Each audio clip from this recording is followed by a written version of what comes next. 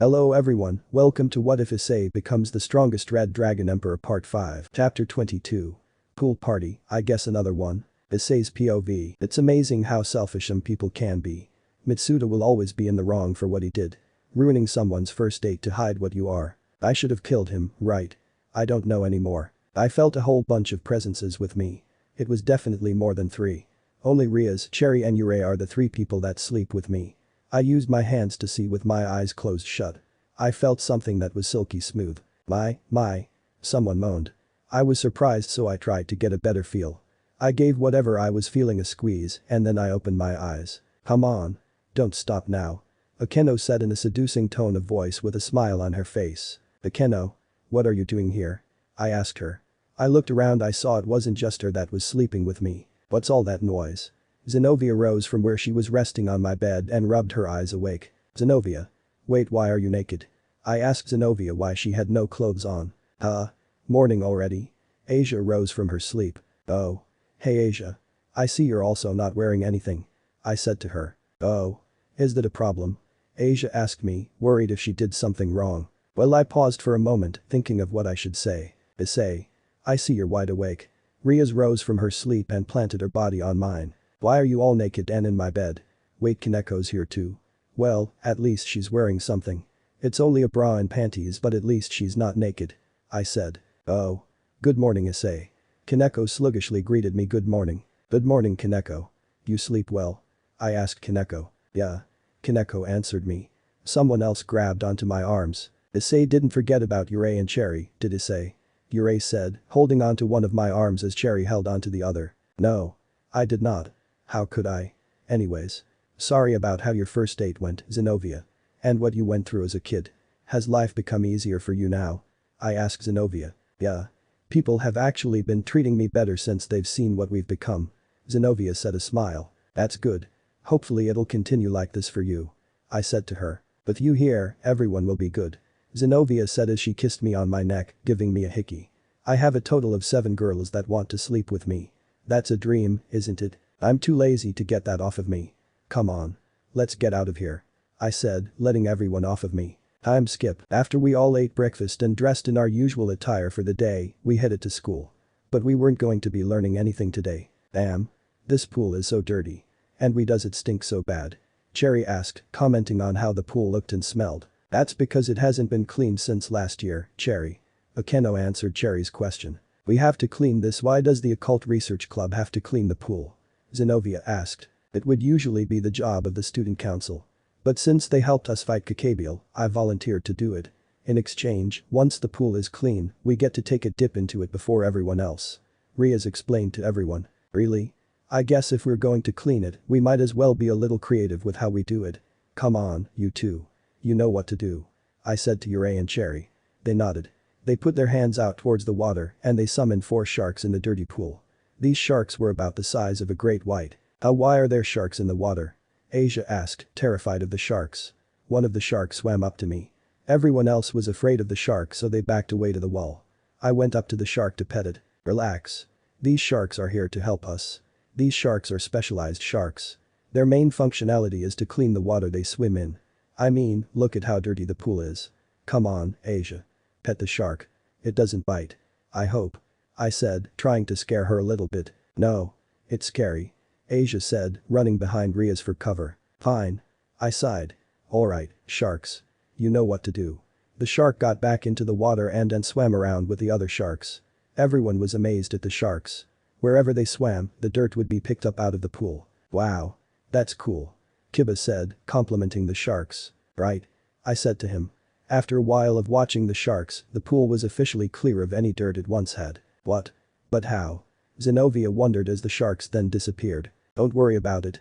Now let's make some soup, shall we? I suggested as I snapped my fingers.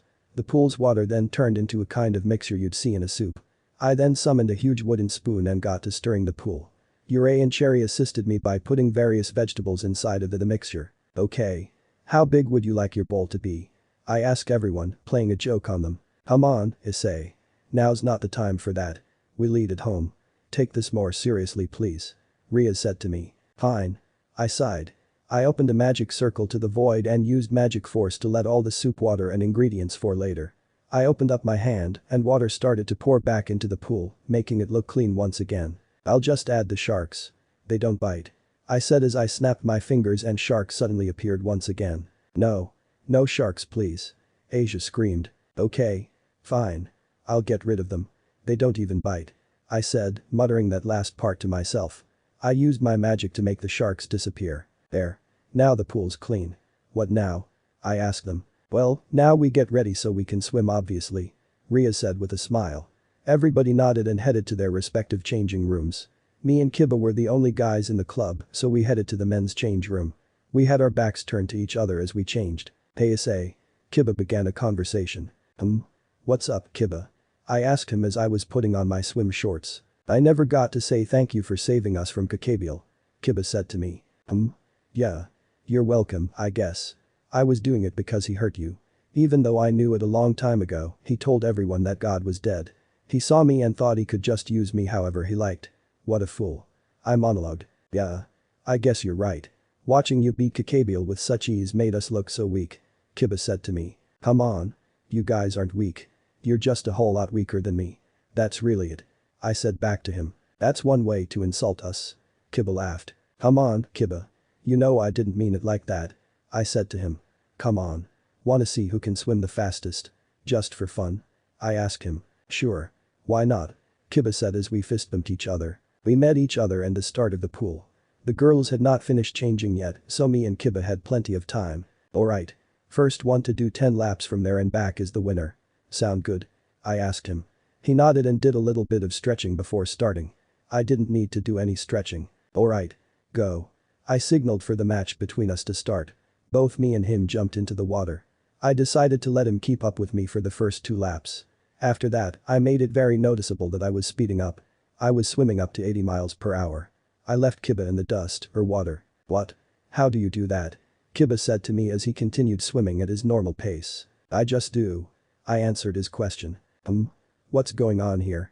Ria said as she came out of the change room. She watched from afar as I beat Kiba in our little friendly competition. I waited for him in the end and then helped him out of the pool. Wow, I didn't know you could swim so fast. Kiba said to me. It's just a little hidden talent I don't show to people. I told him. Would you look at that?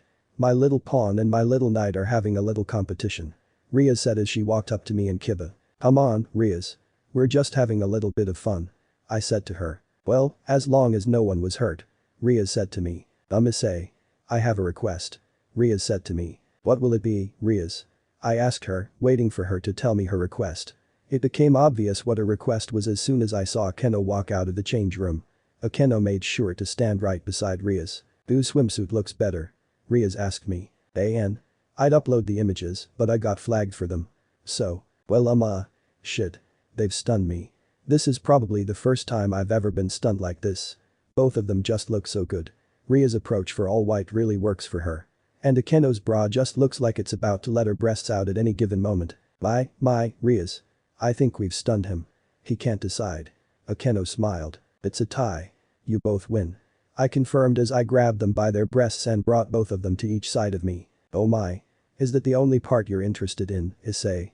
Akeno asked me. Well, of course not. These swimsuits really make your skin shine and come to life. I commented. Issei. How do we look? Cherry said, making her and Yurei known. Yurei wore her usual purple bra and panties, and Cherry wore her pink bra and pink panties. Their style of making their swimsuits match their hair really works for the both of them. Wow. That's amazing. But I think you two look better when you're naked. I said to them. Hey. Cherry hit me on my head playfully. That's not a funny joke. Even though it's true, it's not funny. Cherry yelled at me. Looks like she has a little sunnier side to her. Issei, I'm done changing. Asia said as she came out the changing room. Issei, I'm done changing. Asia said as she came out the changing room. AN didn't get flagged for this one. Yet plus not my image. How do I look? Asia asked nervously. It does make you look cute, that's for sure. But it looks a bit tight for you. I said, commenting on the size of the suit. Yeah. It is a little tight, but I can handle it. Asia said with a smile on her face. Oh. And by the way, where's Zenobia? I asked Asia. Oh. She said she was having a little bit of trouble with her swimsuit but told me to go on ahead. Asia answered my question. Oh. So that's it. I said to Asia. Issei. I want you to do me another favor. Well, two actually. Ria said to me. What are they? I asked, looking down at her. Can you please teach Asia and Kaneko how to swim? Riaz requested. I looked at Asia and Kaneko, and they were both blushing from embarrassment. The moment they caught me looking at them, they turned their heads away from me to hide their embarrassment. Sure. I don't mind. I answered. I started with Kaneko. She was nervous to get into the water, but I helped her down. We started from one side of the pool and helped her use her legs to get her to the other side. 1, 2. 1, 2. 1, 2. You're getting the hang of this, Kaneko. I said to Kaneko. Keep going, Kaneko. Asia cheered her on. Sorry for making you waste your time teaching me how to swim. Kaneko apologized to me. Don't worry. I have no problem teaching you how to swim. Asia, get in here and I'll teach you too. I said as I levitated her beside Kaneko. I brought her my extra pair of arms so Asia could hold onto a pair. Asia was confused, but she held on to the extra pair of arms to make sure she didn't sink under the water. Issei, you sure are unique. Kaneko complimented me. Definitely not my first time I've ever been called that. Come on. Let's do that again. 1, 2. 1, 2. 1, 2. 1, 2. Kaneko and Asia both laughed and enjoyed it. They were enjoying me teaching them how to swim. You two look really cute together. Oh. I came to a sudden stop when I hit the edge of the pool. Out of fear of not drowning, Asia and Kaneko grabbed onto my chest. Sorry about that. I wasn't paying attention. Come on. You two have done enough laps in the pool. I said as I helped them out of the pool. Everyone brought their own towels to rest on. I helped Asia and Kaneko to theirs. Thank you, Issei. Asia thanked me. Kaneko did the same by nodding towards me, showing gratitude. I started to walk in the opposite direction of them. Once I did, I heard Riaz call me. Issei. Could you rub some oil on me? I bet it'll feel really good with double the power. Riaz requested with a seductive tone of voice, while also referring to my forearms. Riaz was also on her own towel with her bra off. She was lying on her back waiting for me to approach her. Sure. I answered to her. I want you to rub it all over my back. Riaz said suggestively. I grabbed the oil that was placed beside her. I poured some in my hand and got to rubbing her back. I started from above her butt and gradually worked my hands up. She made occasional moans to show that she was enjoying the massage. Oh, this feels tingly. Riaz commented on how the oil felt on her skin. I continued to move my hands up and down her back. The way the oil makes her skin so smooth and slippery is so addictive. Issei, want to try oiling my boobs? Riaz suggested. She flipped herself around for me to see her breasts. Of course I do. I answered her. Feel free to start whenever you want. Riaz said with a smile on her face and her eyes closed. I began to use one pair of hands to massage her stomach and the other pair to massage her breasts. Riaz started to moan a little out of pleasure. Issei, are you trying to make me ah? Riaz tried to cover her mouth to stop herself from letting anyone hear her moans. Yes. I am. I want to make you come with all this oil all over you. I whispered into her ear. I forgot how nice her boobs felt. They feel so squishy and tender. Her stomach also feels really smooth. Seriously, I love her so much.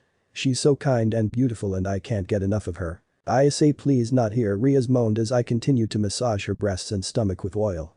It felt amazing to not only rub oil on her, but to watch her feel pleasure from me doing it. My, oh my, Issei. You really seem to be enjoying this. And so do you, President. Can I perhaps request to have my body oiled too? Akeno asked me while nibbling on my ear softly. Sure. Just get on the ground here. I answered her. Akeno did exactly as I told her and got beside Riaz. She also made sure to remove her bra as well. Well, here I go. I said as I began to rub oil on her back with one pair of my arms, whilst continuing to rub Ria's breasts and stomach with my other pair of arms. Oh my, this feels good. Akeno said as she flipped over to her front side for me to start rubbing her breasts. I could feel goosebumps starting to form on her skin as I began oiling her breasts and stomach. Watching these two side by side is something no one will ever get to see. These two belong to me and me only. I won't trade them for anything. Let me know when you want me to stop. I said to them. Wanting you to stop this is an impossible task. How are you so good at massaging us? Riaz asked me. I don't know. I just see where I think you'll enjoy being rubbed and I rub you there. Simple, actually. I answered the question Riaz asked me. After giving them massages for what I wanted to feel like hours, Riaz and Akeno they've enjoyed the massage and that it was enough. Okay, Issei. Me and Akeno think that's enough. Riaz said, signaling for me to put my extra arms away. Well, if you want anything else, you'll know where to find me. I said as I walked from Riaz and Akeno as they returned to resting on their backs. That was really something. I can't believe how good that felt. Ria said to Akeno. I know right. Let's get him to do it more later, Rias. Akeno replied to Rias with a smile on her face. I went near the change rooms to relax for a little. I summoned a water bottle and immediately started to drink from it. I emptied the whole bottle within 5 seconds. Hey Issei. Zenobia suddenly greeted me when I least expected it. Oh. Hey Zenobia. What took you so long? I asked her, greeting her back. I've never worn a swimsuit before, so it took me a while. Does this make me look weird? Zenobia asked me as she adjusted the bra around her breasts. Oh, no. It actually looks good on you. I answered Zenovia's question while also throwing a compliment at her. Oh. Thank you. Zenobia accepted my compliment with a smile. I've never participated in something like this. We didn't have any recreational activities at the church. Zenobia told me as she sat down next to me. Hey Issei. There's something I want to talk to you about. Zenobia said, getting serious. What's wrong? You can tell me. I said to her. Rias, Akeno, Cherry and Yurei. You share a love for all of them, right? Zenobia questioned me. What kind of question is that? Yes, I do. I also share a love for Asia and, more or less, Kaneko. I answered her question. More or less. Zenobia wondered out loud. We spend very little time together. She's usually training and sleeping and I try not to get in the middle of that. I explained to her. Oh. Okay. Have you done it with all of them? Zenobia questioned me again so suddenly. Done what?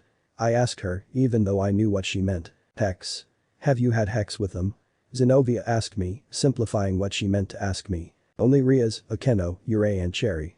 While Asia does share love for me like everyone else, I just feel like I'm not the one for her. I feel like at some point she'll find someone else who'll care for her just as much as I do. I told Zenobia. I see. So you want her to find someone else instead of you? Zenobia questioned me. I guess.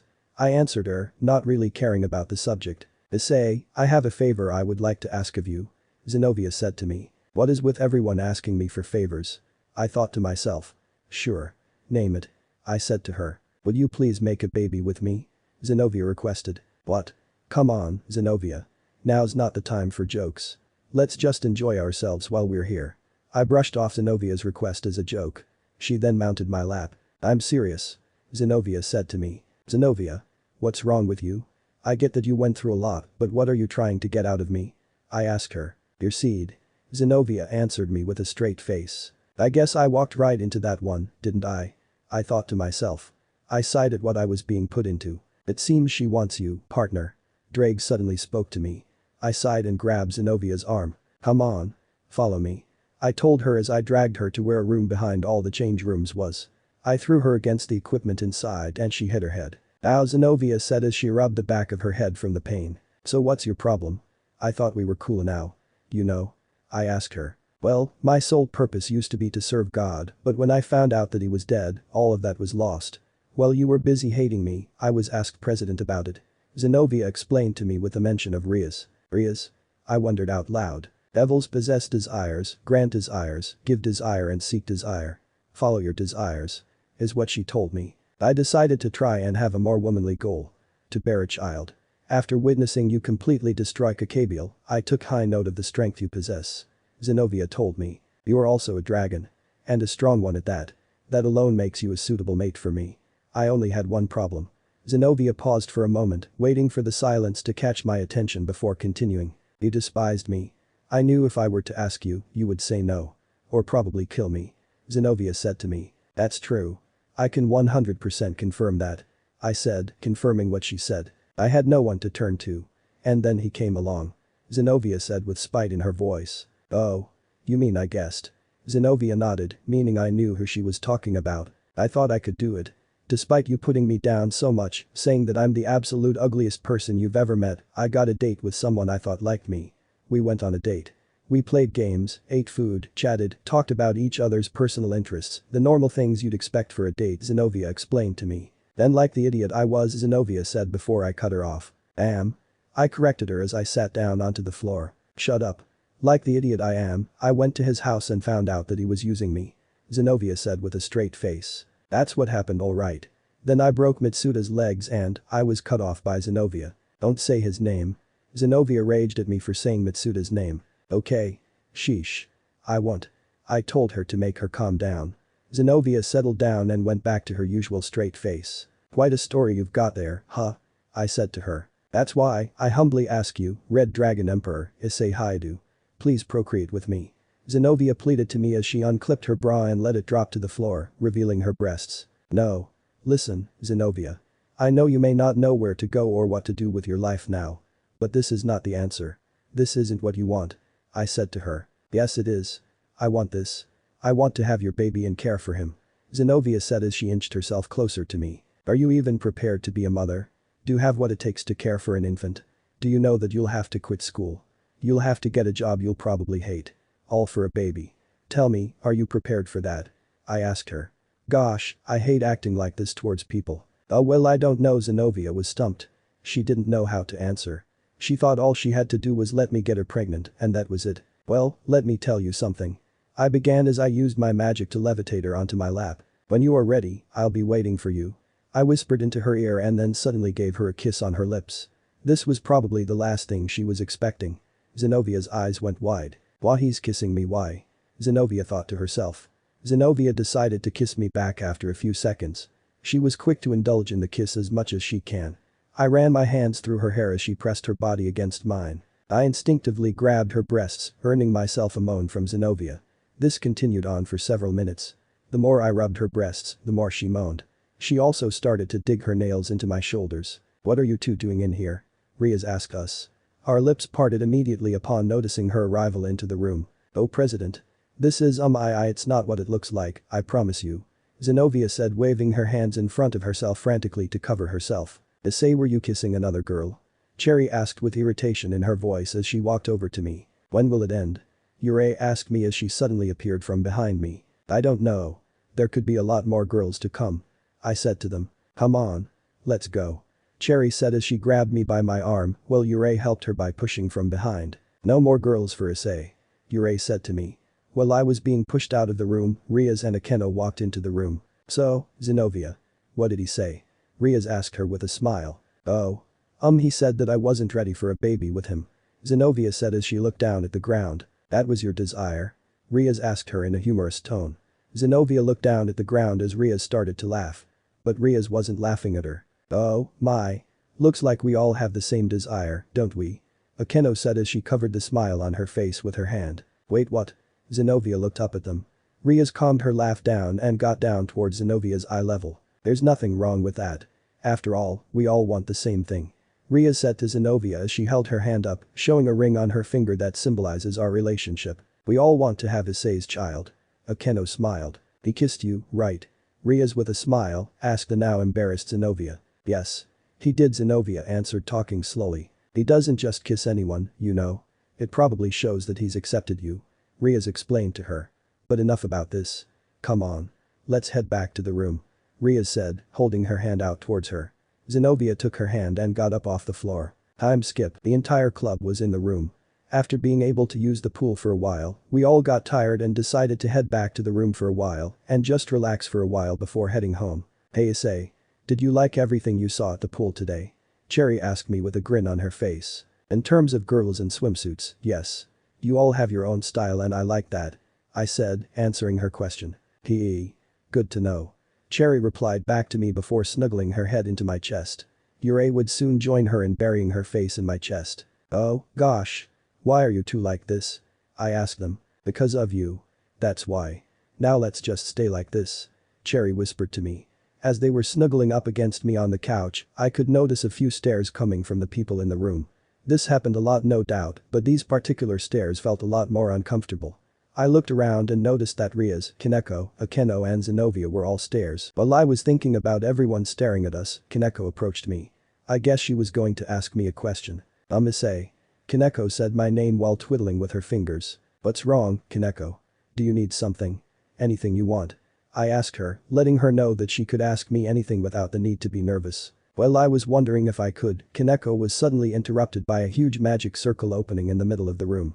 The magic circle soon disappeared, revealing Surziches and Graphia in its place. Blood started to trickle down my cheeks onto the floor again.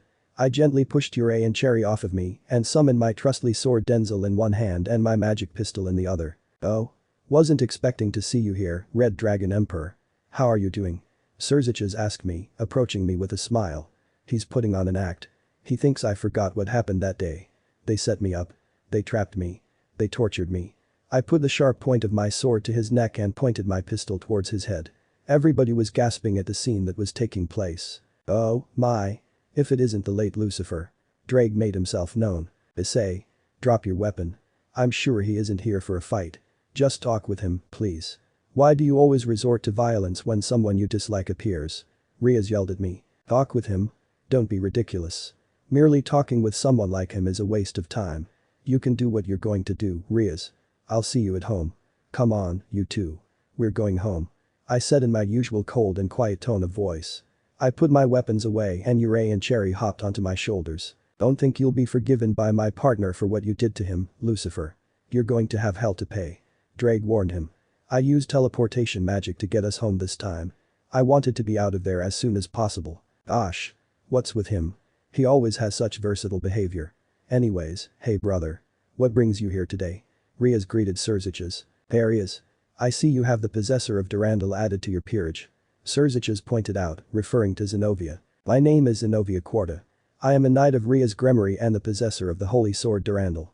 Zenobia introduced herself to Surziches and Graphia. It's a pleasure to meet you, Zenobia. When I first heard that you were in my sister's peerage, I couldn't believe my ears.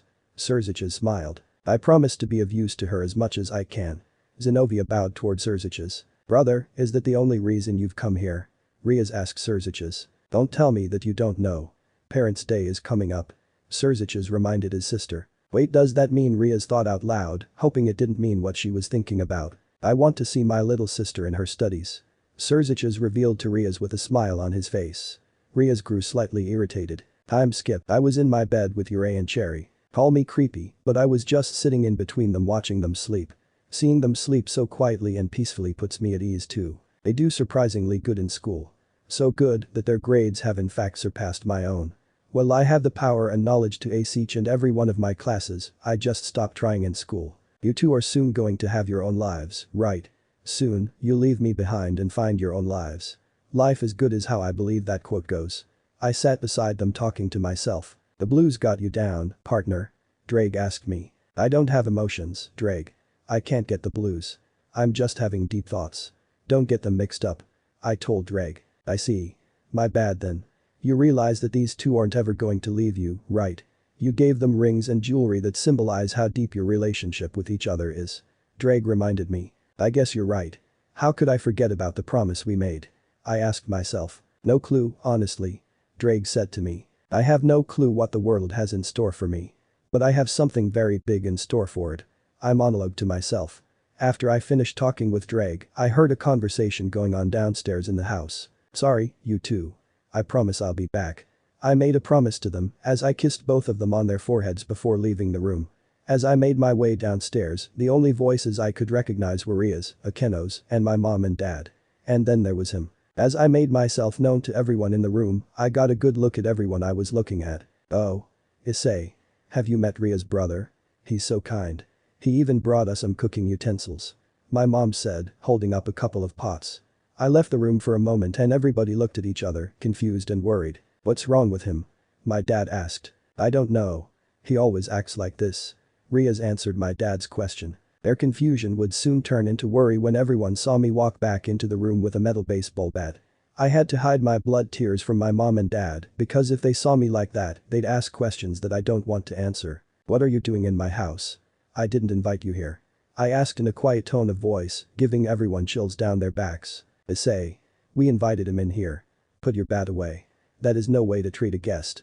My mom yelled at me. He's not a guest, he's an intruder. He's not allowed in this house.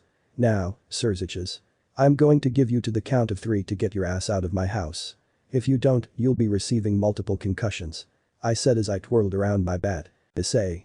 That's enough. We invited him into the house. Enough of that behavior. I'm going to have to do something I've never done before.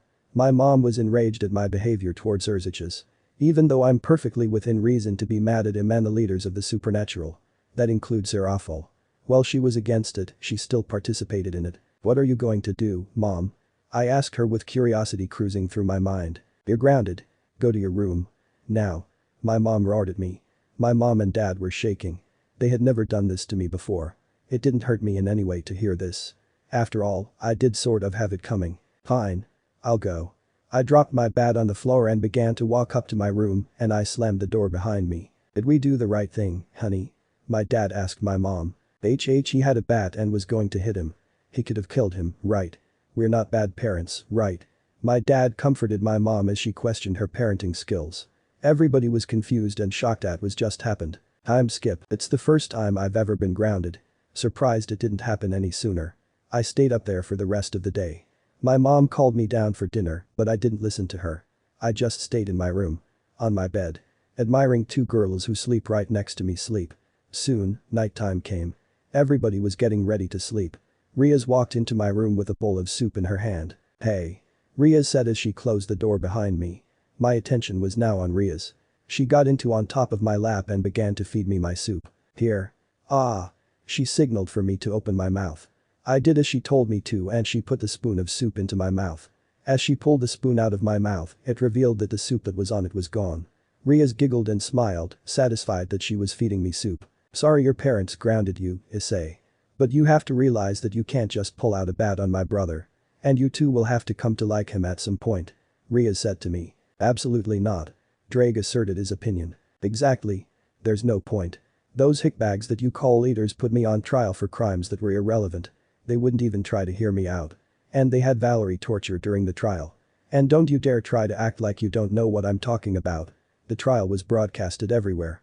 I explained to Riaz. I know. We all saw it, Issei. I'm sorry you were put through that.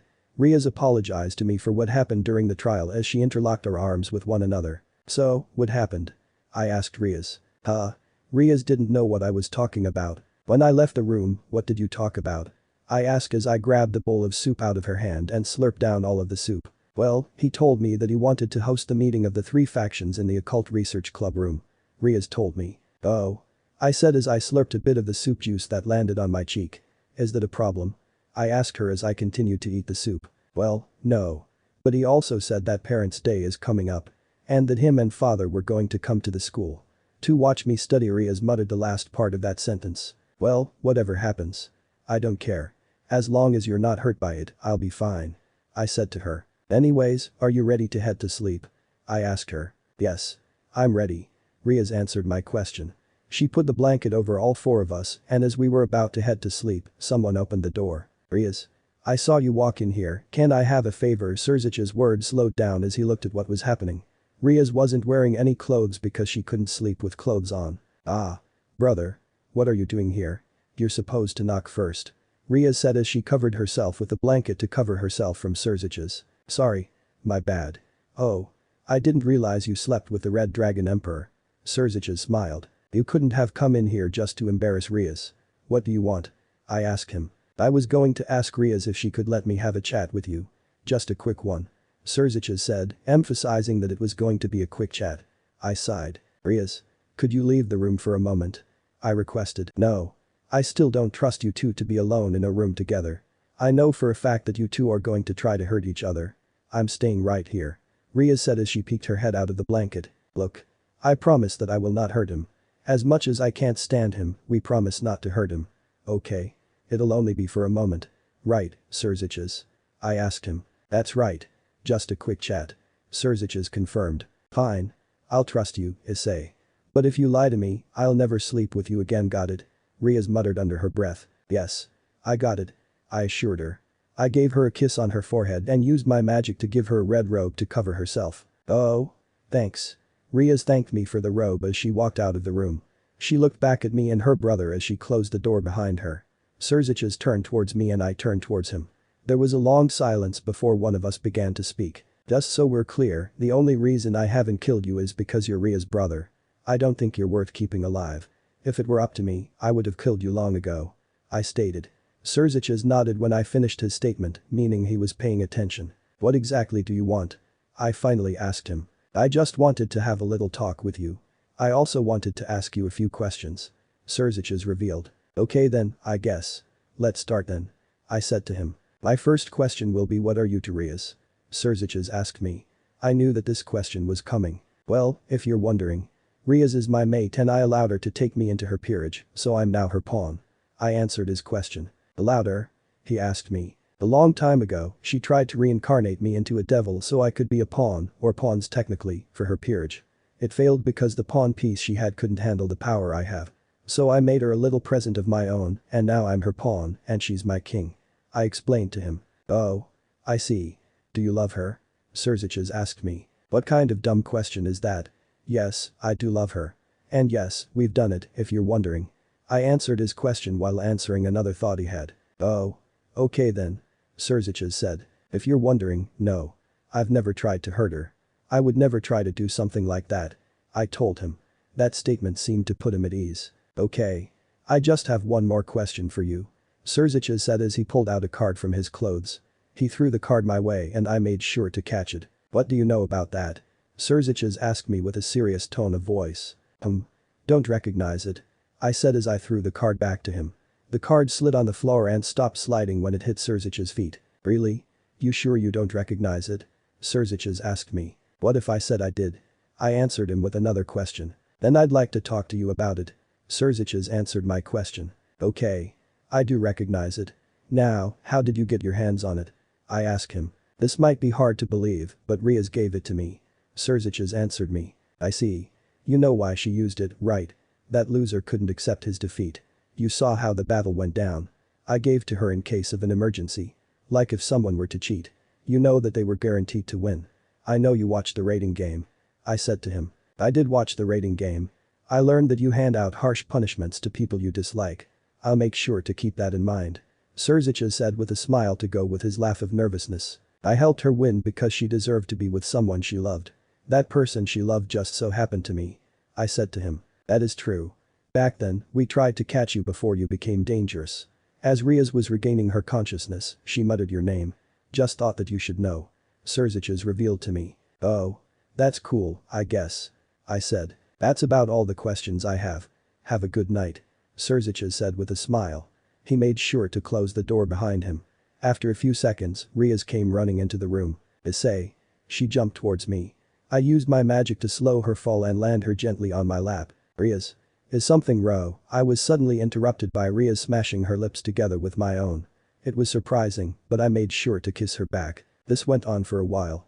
Every time I tried to break apart from her, she pulled my head back and would continue on kissing me. Riaz eventually stopped kissing me.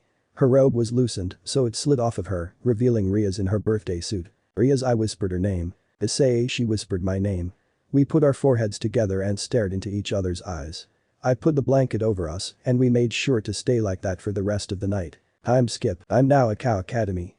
The place where the so-called meeting of the three factions is going to take place. I decided to walk around the place alone.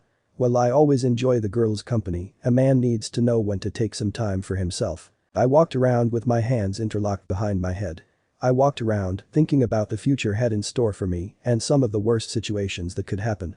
I am a very big fan of dark and scary humor, so sometimes, whenever I get the chance, I'll imagine the worst possible situation that could happen to me. The rest of my mind just does its own thing from there. While I was walking around, I came across the bridge at the academy. I walked across the bridge looking to the side as I walked. When I came to the end of the bridge, I was greeted by a familiar face. Oh. Hey. I greeted them. Greetings, rival. Valerie greeted me. What are we, aliens? What are you doing here? I asked her. Nothing really. I just came to look around the place. What a good battlefield it makes, doesn't it? Valerie asked me with a smile on her face. Oh. So you want to die? Very well then. I'll give you the destiny you desire by dying to my hands. I said as I put my hands to my side. Can't we at least talk? Valerie suggested. Sure, I guess. I said to her. It was hard for both of us to find something we both could talk about. So after struggling to find a topic, Valerie eventually decided to talk about me. Well, what's your story, partner? It'd be weird for us both to fight and not know anything about each other. Valerie suggested. She wanted me to be the topic of discussion between the two of us. I don't feel like giving you a long story, so I'll shorten it for you. My parents were murdered by fallen angels. I met Drag and Denzel. They helped me train my power. I created weapons with personalities. They trained with me and defeated Denzel. That's pretty much it. I explained to Valerie. Weapons with personalities? Valerie asked. Issei and Cherry. They used to just be weapons that had absolute loyalty towards me. But I didn't want them to be limited towards just me, so I made them drop the formalities towards me and I took them into the world. Now they're my number ones. I explained to her. Wow. Wasn't really expecting that, but I'll take what I can get. Valerie said to me. Herr Ivel. Do you love your mates? Valerie asked me. Yes. Obviously, I do. I just said that. I answered her. So much that you would die for them if they told you to? Valerie said as she backed away from me. Yes. Of course. I answered her question. Wasn't expecting that. I thought you would have said no, but I can always be wrong, I suppose. Valerie shook off the topic. I decided to start up a new conversation between us. About that deal you were talking about. You know, when you came for that mess of a fallen angel. I started another conversation. Oh that? Yeah. You'll find out what it was soon enough. Valerie said to me. I'm sure I will. I replied to her. You ever thought about peace? Valerie suddenly brought up. Yeah, I guess. Why? I asked her, answering her question. Oh. Nothing. She blew off my question. Hey Valerie. I have a very serious question for you. The way you answer will affect both your life and mine. I said, getting serious. Oh. Well, ask away then. I'm sure I can answer it. She assured me. I got really close to her and began to whisper to her. Are you a virgin? I whispered into her ear. She blushed really hard and pushed me away from her. VVV virgin, why is that important? Valerie yelled at me. She turned her head away from me to hide her bright red cheeks. Just answer the question. I want to know. I demanded of her. I'm not going to answer a vulgar question like that. She said, covering her private parts with her hands. If you are, I'd like to change that. I said, licking her cheek in the process. Ah. Get away from me. Valerie freaked out and started to wipe my spit off of her face forcefully. What's going on here? Sona intervened with her peerage. Oh, what's all the noise? Riaz came out with her peerage. What is wrong with you? You lecher. You pervert. Valerie yelled at me as people began to surround us. I just want to know, that's all. There's nothing wrong with wanting to know if the person you love is a virgin. I said to her. What? What did you say? Valerie stammered. Oh. Nothing. Pay it no mind. I said, blowing off what I said. Pay it no mind my ass. You said there's nothing wrong with wanting to know if the person you love is a virgin. Valerie stated loudly. Riaz and Sona started to laugh and giggle a little. But whenever they did, they would use their hands to cover their mouths to not let their giggles be heard. Yeah. I did say that. I confirmed what she was stating. That means you love me. Come on. Admit it. You love me. Valerie yelled. Her eyes were starting to turn a bright red to go with her tomato-colored cheeks. If I said I did, would you go out with me? I asked her in a calm manner. She was stunned by the question. Huh? Well I am well but can, Valerie stuttered hard. It was laughable to see how much she was stuttering. In that case yes. I do love you Valerie. Your tsundere acts are good, but that's what makes me fall for you even more. I said to her. No. We can't go out. We're the red and white dragon emperor and empress. Valerie stated. So? You're going to let destiny stop us from going out? I asked her. Enough. I will not let you drive me crazy. I know how your mind games work. You lie to people and you try to get in their head. Well, guess what, it's not going to work. I will not let you break me from the inside. I won't let you toy with my emotions. I won't let you lie to me. Valerie yelled at me. What do you mean lie?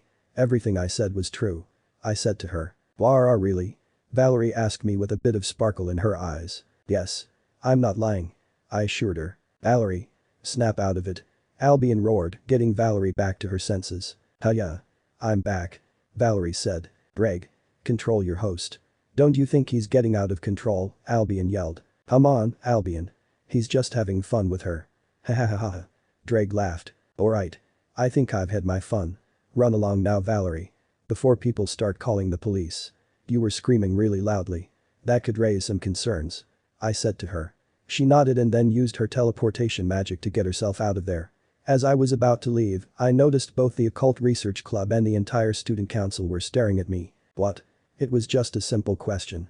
I said as I got back to walking around the academy campus. Time skip. For English class today, I'll have you make anything you like using the paper match on your desks. Be as creative as you want. The English teacher said. It's Parents' Day so the parents of many students are here. Issei. What are you going to make? Cherry asked me as she started to work on something of her own. I don't know. What should I make? Oh. How are you doing, Asia? I asked Asia who sat right behind me. Oh. I'm doing good. Asia answered me. Oh Asia. My parents cheered her on. Is Issei stumped? Does Issei have no idea what to do? Well, until then, Issei can just focus on Yurei. Yurei's voice and her words were mesmerizing to me. My eyes started to focus on her. And soon, my eyes started to trail their way down her body. all the way to her chest. My eyes were on her chest and her chest only. I didn't do anything to hide the fact that I was staring at her. I was so focused on her that I didn't even realize that my hands were moving. Issei. Hyoudou snapped me out the trance her voice put me in. When I turned back around, I saw that I had made full paper match sculptures of Hyoudou, Cherry, Riaz, Akeno, Zenobia, Asia and Kaneko. What? These are amazing. My classmates stated as they admired the sculptures. Asia and Zenobia got up from their seats to take a look at the sculptures. Wow. They have so much detail. It's almost like they're real. Asia stated. Issei knows our bodies better than we do. Zenobia joked. What? I made this? I asked myself. I didn't even remember my hands moving when I made it. That's our Issei. My mom yelled as my dad took more pictures. I sighed as I had once again gained unwanted attention from people. Hey Issei. How much are you auctioning these for? I'm starting at 5,000 yen. Motohama said. I'm going for 9,000. Aika announced. It turned into a whole event where everybody was bidding for my art. What did I do to stop it, you ask? I set up a shop in the class where I made anybody anything they wanted. It got that wild. And I did it all for a certain price. Wow. It looks exactly like her. Thanks Issei. One of the kendo club girls thanked me as she handed me money and went back to her parents. Anytime? I said to her. The next people in line were the last. The last two people were Hyoudou and Cherry. You too? I wondered to myself why they were in the line. Time skip. Me and the girls were walking about our business outside. Hyoudou and Cherry were on my shoulders admiring the paper match sculptures of me that I made for each of them. Handsome. Hyoudou commented on what the sculpture looked like. I was also carrying around my own sculpture that I made of the girls. I eventually ran into Riaz, Akeno, Sona, Tsubaki and Saji. They appeared to be having a chat. Riaz noticed me and waved towards me. Oh. Hi Issei. Riaz greeted me. Hey, everyone. I greeted Riaz and everybody else. I heard about it, Issei. Akeno said as she took the paper match sculpture out of my hand to get a better look at it. It has a lot of detail, Issei. It's almost exactly like the real thing. Akeno said seductively as she put my arms in between her breasts. I don't even know how it happened. It just happened so fast. I told them. Well, I heard you set up a little shop. How much did you make? Riaz asked me. I don't know. About 200,000 yen, I'm guessing. I guessed. Oh, my. That's a lot. Akeno said. Well, enough about me. What were you all talking about? I asked them. I kid you not when I say they went dead silent. It was like they forgot how to even talk. They just looked at each other, waiting for someone to say something. I said, what were you all talking about? I asked them once again, this time getting a rather aggressive answer. Don't worry about it. Mind your damn business. Saji spoke up. Saji? Sona yelled at him. It's no wonder your sister's dead. I muttered under my breath. Saji and everyone else's eyes went wide when I said this. What did you just say? Saji stuttered hard. Hey ho, Saji's what her name was, right? How did she die? Oh yeah. She was murdered, right? I wondered to myself. Partner. I think you should stop now. I think you've hurt his feelings enough. You shouldn't just bring up someone's dead relative. You're crossing someone else's territory. Drake tried to get me to stop talking down to him. No Drake. He said to mind my own business, but didn't they find her dead body at the bottom of a river? I asked him. Saji was starting to get emotional. Lots of tears began to slowly trickle down his face. 28 stab wounds all over her body. They really didn't want her alive, didn't they? Well, I'm pretty sure she's better off dead anyway. I whispered deep into his ear. That last sentence really pissed him off. He walked up towards me and slapped me in my face. Stop it, he begged. The killer didn't stop when she said stop it, did they? And where were you when the murder took place, I wonder? You were inside your friend's house, playing what game was it? Doesn't matter. Your sister was annoying you. So you let her outside. All by herself, to go play at the park, I explained to him. Stop, he begged as more and more tears fell down his face. With no supervision whatsoever. Someone approached her. Saying something along the lines of, hey, kid. You want candy? Well, follow me then. Being the idiot that she was, she followed them. I continued. Stop. Saji begged me to stop describing his sister's murder. All the way back to their house. Where she was later choked, assaulted and then stabbed 28 times in total, killing her. Sad, isn't it? I continued to describe the murder to him. Stop. Stop please. Saji yelled, begging me to stop. Here, I have a little joke for you. Whose business were you minding at the time? Not your sister's. I told everyone my joke. They were still in shock from me describing Saji's sister's murder in full detail. Come on, that was a good joke. You guys really need to get some sense of humor. I said to them. Saji was in nothing but tears. I completely destroyed him. I crushed his pride into little pieces like I did to Riser. The business of whom you should have been minding was your sister's. It's your fault that she's dead, you know. I said to him and in scary manner which made more tears run down his face. I'm sorry, Keiho. It's all my fault.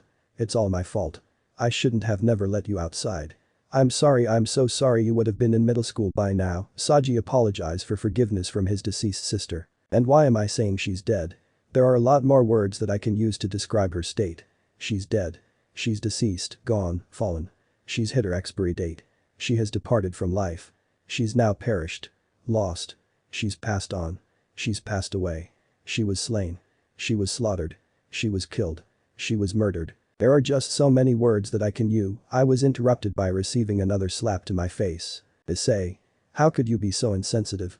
Riaz roared at me, enraged at what I just said to Saji. How? Saji muttered, gaining my attention. How do you know all that? How? Please. Tell me how did you get all of these details? How? And if you were there, why didn't you do anything to stop it? You could have saved her. Why? Why did you leave her there to die? Saji roared at me, demanding to know. It pissed him off even more when I stayed silent and didn't answer him. Why? Saji was about to slap me again, but was being held back by Sona. You're unbelievable, you know that you're evil and you're selfish. You don't care whether one Miss Lee person dies, do you? They don't matter to you. You're scum. You're disgusting. How does someone like you live with yourself? Saji asked me while being held back by Sona and Tsubaki. It's not my job to save random people, is it? I stated. After saying that, I walked away from him. Hey. Get back here. We're not done, you know I want answers now. Hyoudou Issei. Saji raged, calling me by my full name. I turned my back to him and began to walk away from them. Issei, are you okay? Cherry asked me full of concern. Yes. I'm fine. Don't worry. I answered her question. I continued to walk around the school for Parents' Day. I wanted to disregard everything that just happened. The universe is always perfectly balanced in some way. The way that works for me is that there are people who like me and there are people who hate me. I don't give attention to those who hate me that often. Weird thing to say, but whatever. Why are there so many people at the stage? I thought to myself. I went over to the stage to shoo all the people away. It was Parents' Day and they were creating such loud noise for the entire school to hear it. Once all of the people were gone, the person on the stage was revealed to me. Issei. Serafal flew towards me and gave me a really big hug. Oh. Sarah. It's been a while since we've seen each other. Well, we did see each other at the Kakabiel fight, but that doesn't count I guess. I said to her. It's nice to see you too, Issei. I see you've been well. Serafal said to me. I guess I could always be better. I almost forgot what you look like in that outfit. But you're easily recognizable with your clothes off. I joked with her. She giggled a little from my joke. So you really want to do it with me again that badly? You missed me, didn't you? Come on. Admit it. Serafal said, wanting me to admit that I missed her. Okay. I did. A little bit. I admitted to her. Yay. I'm so happy. The Red Dragon Emperor missed me. Serafal screamed out of joy and started to dance around the place. I guess she's the only one I can forgive. How can I not forgive her? Hey. Calm down. There are people around. I told Serafal to settle herself down from making so much noise and from dancing all over the place. Oh. You're probably right. Oh. I forgot, have you seen my sister? Serafal asked me. Yes, I have. She's right there. I said pointing towards the door. Sona, Tsubaki, Ryuzukeno, Kiba, Zenobia and Kaneko were standing at the door. Sister, what are you doing here? Sona asked Serafal. I just came to see my little sister. Is there anything wrong with that? Serafal asked her sister. Well, no. But hey, sister. What is that ring on your finger? Sona asked Serafal, referring to the ring on her finger. Oh this? I'm so glad you noticed. You see, I got it from someone special to me. Serafal said, looking towards me with a smirk on her face. Wait, don't tell me Sona was to not let whatever she was thinking be the truth. That's right. Issei's my mate. Serafal declared to her. Sona's eyes went wide and she went into shock.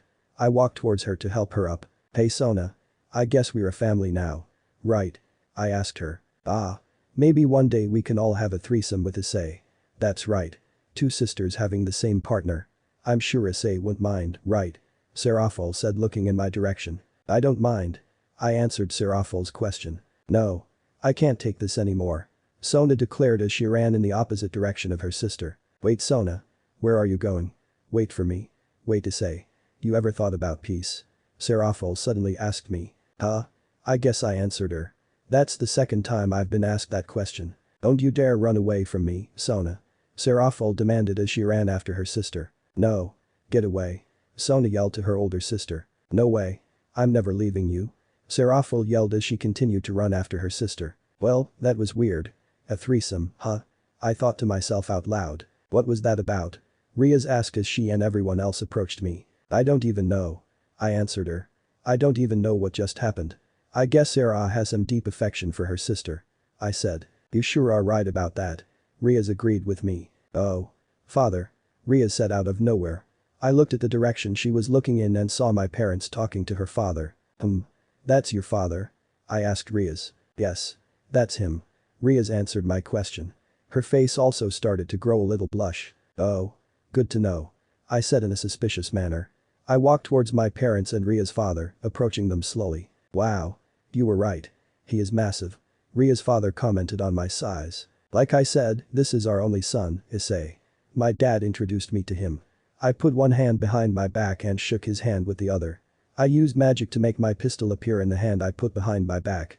Meaning only the people that were behind me were able to see it. Ria's face went into shock when she saw what I was holding in my hand behind me. What's he thinking? Riaz thought to herself. So you're Ria's father? I asked him. Yes. My name is Zeodicus Gremory. Zeodicus introduced himself with a smile. I'm Issei Hyoudou. I introduced myself to him as well. You're right. He really doesn't smile. Zeodicus joked. I tightened my grip on my pistol. I wanted to just bring it out from behind my back and just shoot him in his leg. I was tightening my grip on my pistol so hard that my whole arm was starting to shake. Issei, what's going on behind you? My mom asked, noticing that my arm was trembling. Oh. I said as I suddenly sealed my pistol away with magic for it to not be seen by them. Nothing. At all. I told them. Oh. Okay then. I was just telling them about you and what you did in English class. My mom smiled. Yeah. I heard about that too. Surziches came from upstairs. Brother Riaz said. It seems you have quite the hidden talent there, Issei. Surziches said. He tried to put his hand on my shoulder, but the difference in our heights wouldn't allow it. Again. I didn't even know what I was doing. It just happened. I told them. Zeodicus and Surziches laughed. I find it hard to believe that you can make this kind of art without even paying attention, Issei. Surziches laughed. Saji. Stop. Sona cried, trying to get him to stop. Hyoudou, we're not done yet. Saji yelled. He looked like an absolute mess. The student council and Serafol ran into the room to stop Saji from doing something he would regret later. Huh? What's going on? Zeodicus asked. I don't know. But he looks mad. Who's he mad at? Surziches asked, confused why Saji was so mad. Issei, he said something that was upsetting to Saji. And now Riaz explained to Surziches and her father. Oh. He's a troublemaker too. Zeodicus stated. Not all the time. He's actually really nice if he doesn't have any kind of grudge against you. Riaz joked. Issei. How do you know all those details? Tell me. Now. Saji screamed at me like a maniac. What details? I have no clue what you're talking about. I said to Saji. Don't play dumb. You know exactly what I'm talking about. Saji yelled at me. Saji. That's enough. Come with me. Now. Sona demanded, having enough of Saji's behavior. Saji was upset, but he knew if he disobeyed Sona's orders, he would get into deep trouble. PRRR. This isn't over, Hyoudou. I will keep demanding answers from you for as long as you live. Saji yelled as he was escorted out of the room. I don't think he's that mad, right? I said, asking Yurei and Cherry who were on my shoulders. They nodded their heads no. I didn't think so. I guess we should head back home now. I'll see you at home, Mom and Dad. I said as I waved goodbye to them and left the building. Time skip, it was kind of a party. Surziches, Zeodicus and my parents were enjoying themselves. They were having drinks and they were just talking. Me and everyone else were just sitting at the table, watching them chat. And then, look at this, Issei made sculptures of all the girls. My dad laughed as he played the footage that he and Mom took at the school today. It was me at the school when we were supposed to use our imaginations on paper match. Wow. Impressive. Zeodicus complimented my skills. I kind of wish you made a sculpture of me. Kiba said. Well, all you had to do was ask. You still your paper match? I asked Kiba. Yeah. I do. Kiba said, bringing out his paper match. Okay then. I took his paper match and began to work. It didn't take all that long and I didn't even have to focus that hard. But soon, Kiba's sculpture was finished. It was Kiba holding his holy demonic sword from when we fought Kakabiel. So cool. Kaneko commented. Wow. How do you do this? It's amazing. Kiba complimented the sculpture of him. I don't know. I answered Kiba's question. Now. Let's see Ria's during her classes. Surzicha suggested. He put footage of Ria's on the television in her class. Look at her studying and taking notes, Surzicha said. The then shows Ria's noticing that her brother is recording her and begging him to stop. This must be a new kind of torture. Ria said as she used her hands to cover her face out of embarrassment. Come on, President. It's not that bad. It could always be a lot worse. Akeno tried to comfort Ria's. Brother, you idiot. Ria stormed out of the kitchen, mad at Surzicha's. Is she mad? I asked Surzicha's. I don't know. She does get embarrassed easily. Surzicha said. I think she just needs someone to calm her down and make her feel comfortable. After all, Surzicha's, you know how she gets when she's embarrassed. Zyodika suggested. I think you're right. I'll get started on dinner. I said as I got up from my chair. I grabbed some things that we had in the fridge and got started on cutting vegetables and preparing meat. I was too focused to notice, but the room was dead silent. As I was seasoning the meat, I turned around to ask everybody why it went so quiet. Hey. You guys there? I asked as I turned around to face everybody. Everybody had blank stares at me. I didn't know what was going on or if I did something wrong. Issei, you're a really dense person, aren't you? Cherry asked me. What? What did I do? I asked her. Just go upstairs and cheer up Ria's. Cherry demanded. Okay, fine. Sheesh. Someone continue making dinner. I suggested. As I was walking up the stairs, I caught Ria's with her knees to her chest. What are you doing here? Ria's asked me. I should be asking you that. Nothing your brother did was wrong. It's normal to want to record moments of your loved ones. I told her. I know, it's just why did it have to be that one? Ria's asked me. Want to go into my room? I asked her. She nodded her head yes to my question. I picked Ria's up and carried her bridal style. Waha. Ria's stammered. I carried us to my room. I closed the door behind us and gently let Ria's down onto the down. She then buried her face into one of the pillows. Like I said, there's nothing wrong with what he did. He just wanted wait. Why am I sticking up for him? Fuck him actually. He never should have recorded you without your permission. You're right. What he did was wrong and I'm going to go tell him that to his face. I declared. Ria stopped me by grabbing onto my arm and not letting it go. No. You're right, Issei. He just wanted some precious moments of his little sister. Ria smiled with a tear in her eye. You always have a weird way of making people realize what they're thinking is wrong. I should thank you for that, Issei. I sat down onto the bed and Ria's embraced me from behind. Thank you, Issei. Ria's thanked me. She placed herself onto my lap and pushed me down onto the bed. Well, you always act the way I don't expect you to. I pointed out to her. I know. It's the same for you too. What you did to Saji, Ria's got a little serious. He had it coming. I said to her. Gosh, Issei. You're such an idiot. Ria said. She then went down on me and gave me a kiss. This kiss was like no other. This kiss was full of passion and love. Letting her wait no more, I decided to kiss her back. I brought her in closer and started to kiss using our tongues. Her tongue feels so soft. I thought to myself. Ria's clothes started to slip off, so some of her underwear was revealing itself. I took it upon myself to let myself get a feel of her breasts inside her bra. We continued to use our tongues to kiss each other. She would let out little moans from my hands having their way with her breasts. Why is he so good at this? Ria's thought to herself. We went back to using our mouths to kiss each other.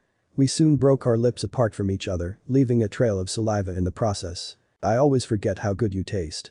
I said to her as I licked my lips. Gosh. Must you be so vulgar? Ria's asked with a giggle. We immediately got back to kissing each other while holding each other closely. I grabbed onto her butt and started rubbing and squeezing it. No. Not there, Ria's moaned as we continued to kiss each other. You sure you want to be that loud? There are people downstairs. They could hear your lewd and erotic moans. I spoke to Ria's from her mind. This turned her on even more. Everything came to a stop when there was a knock on the door. There he is. I'm sorry about Surzicha slowed down his words when he saw me and Ria stop making out. I took my hands off of her butt. Brother. Ria's hid herself under the blanket. Oh. Sorry. I didn't mean to interrupt whatever you were doing with each other. Surzicha apologized with a smirk on his face. What do you want? I asked him. I wanted to ask Ria something. Surzicha told me. Ask me something. Ria's poked her head out of the blanket. I want you to release your other bishop. Surzicha revealed. Are you sure? Ria's asked him. I believe that you have become powerful enough to have control over him. And if you don't, you have him to help you. Surzicha said, pointing towards me. If Lucifer is saying that I should release him, then I shall. Ria said with a smile as she got out from under the covers. What does he mean other bishop? The only bishop that I know she has is Asia.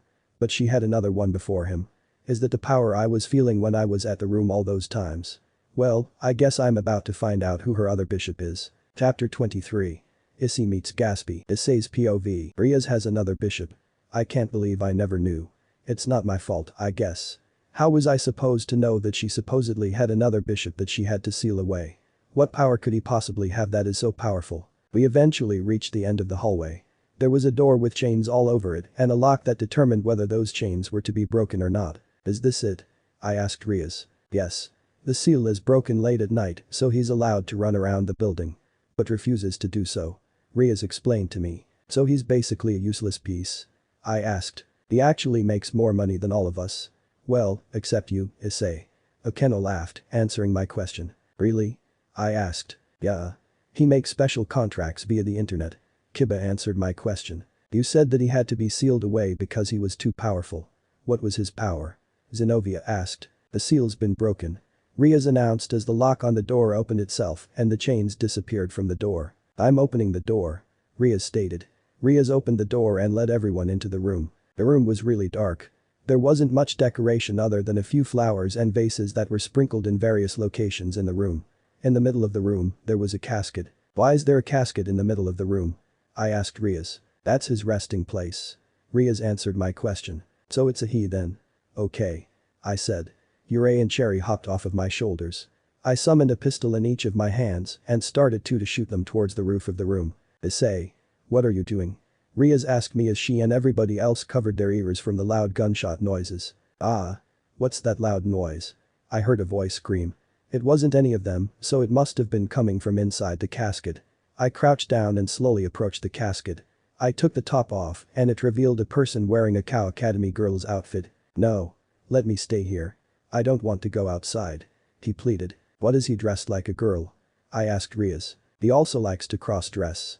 Riaz informed me as she got behind him and embraced him from behind. His name is Gaspar Vladi. He's in my peerage and he's my other bishop. He's a freshman at Cow Academy and he was half vampire and half human when he was born. Riaz revealed to me. Vampire? That's unique, isn't it? I said. I got up closer to Gaspar to get a better look at him. I then stood up from where I was crouching. AHH. Gaspar screamed. All of a sudden, I looked around me and everyone was frozen. I looked down at Gaspar. You're so tall. So scary. Gaspar tried to run away from everyone, but I grabbed him by his outfit. Wow, that's supposed to work on everyone. Let me go. Please. Gaspar begged. Unfortunately, that power doesn't work on me. And I'm not going to let you get away so easily. I said to him. He tried to wiggle his way out of my grip. Time unfroze and everybody was confused when Gaspar wasn't where he was a second ago. Everybody's mind caught up when they saw me holding Gaspar. Put me down. You're big and scary. Gaspar yelled as he flailed his hands around. Forbidden Baylor view. It's his sacred gear, dubbed the evil eye of the inert word. Akeno informed me. Gosh, Issei. Just put him down. Riaz demanded. Do I have to? He's just going to try and get away again. I told her. No, he's not. He's just afraid of you. Riaz said to me. Okay. I let him down. But if you try to run away one more time, I'm going to kill you. Got it? I threatened Gaspar. Ah. Yes. I won't try to get away. I promise. Gaspar yelled. I placed him onto the ground and the first thing he did was run behind Akeno to hide himself from me. Oh, my. You've scared him, Issei. Akeno said to me. Enough of that. Come on, let's go. Riaz said. Everybody followed Riaz down to the orc room. As we entered the room, Gaspar ran towards a box that was in the corner of the room. He then grabbed the box and placed it over himself. Because he couldn't control his power, brother told me that it would be best to have him sealed in that room. It turns that the power naturally refines itself over time, giving it a potential to be a balance breaker. Riaz explained to me. I don't want you to talk about me. I don't want attention. Gaspar said from inside of the box. I walked over to the box. What are you doing in there? You know you can't live in there, right? I asked him. Yes, I can. This'll be my dragon-guarded castle. Gaspar answered me. President, it's almost time. Akeno reminded her. You're right, Akeno. Akeno and I have to attend the preliminary meeting for the leaders' conference. Riaz informed everyone. Hyoudou. Riaz called out to Kiba. Yes, President.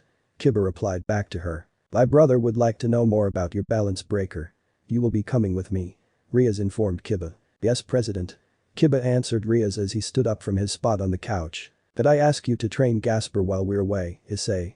You'll have Kaneko, Zenobia and Asia to help you. Riaz told me. Sure. Come on, you two. I signaled for Yurei and Cherry. They both hopped onto my shoulders. And come on, Gasper.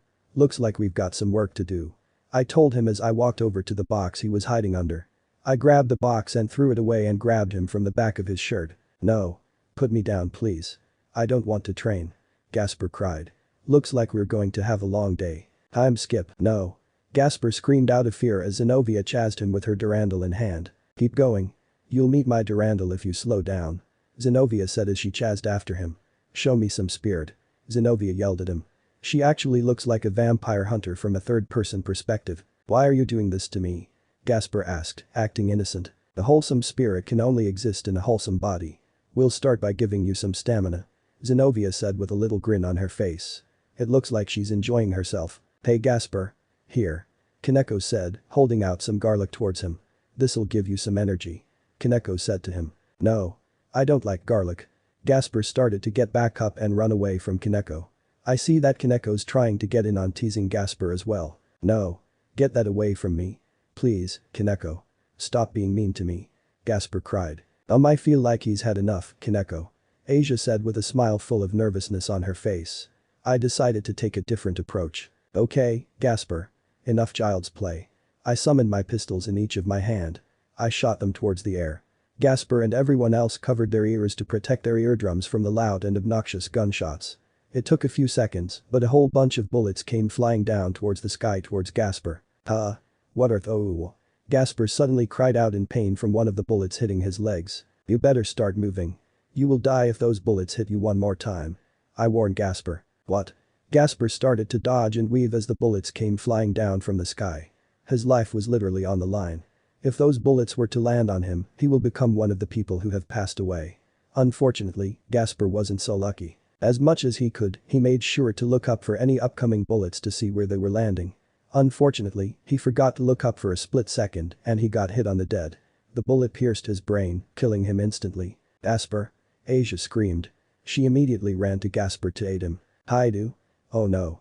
I recognized that voice and that anger anywhere. Saji walked up towards me. What are you doing here? Saji asked me in an aggressive tone of voice. Well, we were training Gasper and I accidentally killed him. I admitted to Saji. A huge smirk suddenly appeared on Saji's face. Say, what would happen if I told the club president about this? Saji asked me. I wouldn't care. I shrugged off what he was trying to do and walked up to Gasper. The smirk Saji once had on his face had completely faded. I crouched down next to Gasper. Issei. We were supposed to train him. Not kill him. Zenobia yelled at me. Says the girl who literally chased him around with a sword. That's deadly to devils, may I add. I retaliated. I was just playing with him. I wasn't actually going to let my sword make contact with him. Zenobia yelled at me. I don't know that. I replied back to her. Issei, I feel like you have a tendency to take things a little far. Cherry whispered to me. What? No, I don't. I replied to her, whispering in the same tone as her. Issei. I feel like you need to leave. Asia yelled at me. All of a sudden. I heard a twig snap from nearby. I looked toward Saji to see if it was maybe him. To my surprise, it actually wasn't. I snapped my fingers and brought back Gasper from the dead and continued to listen for any other sounds. Hoo-ha. What happened? Gasper asked as he slowly regained his conscience. That's the Red Dragon Emperor's power for you. A voice spoke up. I summoned my pistols and shot them to where I heard the voice. Arghh. The voice grunted in pain. The man behind the voice slowly revealed his presence. What the hell are you doing here? I asked him. I see a bunch of devils were playing outside. Azazel said, holding his chest in pain from being shot. He started to cough up a little bit of blood. I made sure to cover Asia's eyes. She didn't deserve to see something so evil. Azazel. What are you doing here? Saji asked, starting to get serious. Saji summoned his sacred gear onto his arm. Forbidden Baylor view. Sacred gears like that are too dangerous if the user is too weak. Azazel observed. And that must be the Black Dragon Impulse. Absorption line. Azazel said, observing Saji's sacred gear. Saji suddenly gasped at Azazel's knowledge about his sacred gear. If you're training, connect it to the vampire and absorb his power as he's using his sacred gear. Azazel suggested to us. That holds the power of Ritra, one of the 5 dragon kings. The prison dragon or evil dragon king. Azazel explained to us. Thanks for the offer. But I don't need his help. Even if he does have the power of a dragon king. I stated as I turned to Saji and I shot him in both of his legs. OOHHH. Shit. My legs. What did you do to my legs? Saji screamed while holding his legs in pain. Relax. Those shots weren't fatal. The only reason I can't kill you is because Sona's going to constantly ask me to bring you back or something, and I can't deal with that. If you're fast enough and get some treatment, it might heal to where your legs won't fall off. I suggested to Saji. Saji growled at me. Well, if you're not going to do that, I have another suggestion. Drink the blood of the Red Dragon Emperor.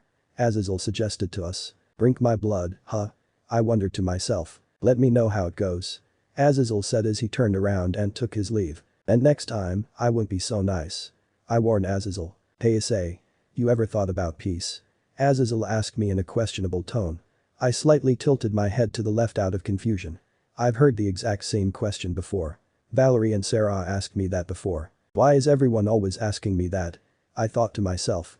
Before I knew it, Azazel was gone. After he left, we decided to switch up our training style. Or they decided to switch it up. They decided to not include me, knowing that I basically killed him. It's safe to say, things weren't going well for Gasper. Come on, I don't want to do this anymore. Gasper said after getting back up from being hit in the face with a volleyball.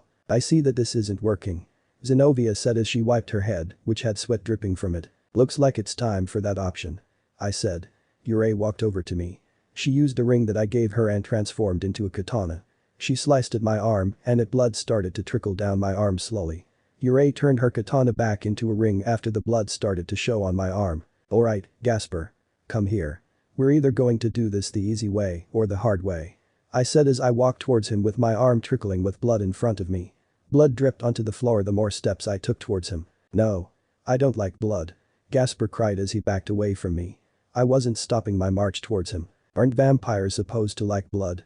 Asia wondered. I don't like the smell. Get it away from me. Gasper cried. Trash vampire. Kaneko insulted Gasper. Ah. Kaneko's being so mean to me. Gasper whined. Gasper just doesn't want to do anything. All he wants to do is sit and whine. My arm eventually healed itself and blood stopped dripping from where I was cut. Cherry and Yurei stood beside me as I tried figuring out what to do. What the hell do we even do? I wondered to myself. Time skip, Issei. You're unbelievable, you know that, Riaz yelled at me. What? What did I do? And why did you call me here? I asked Riaz. Saji barged into the meeting and told me everything. Riaz said to me. What are you talking about? I asked her. So we're playing dumb? You already forgot that you killed Gasper, Riaz yelled at me. He's alive now, isn't he? What's the big deal?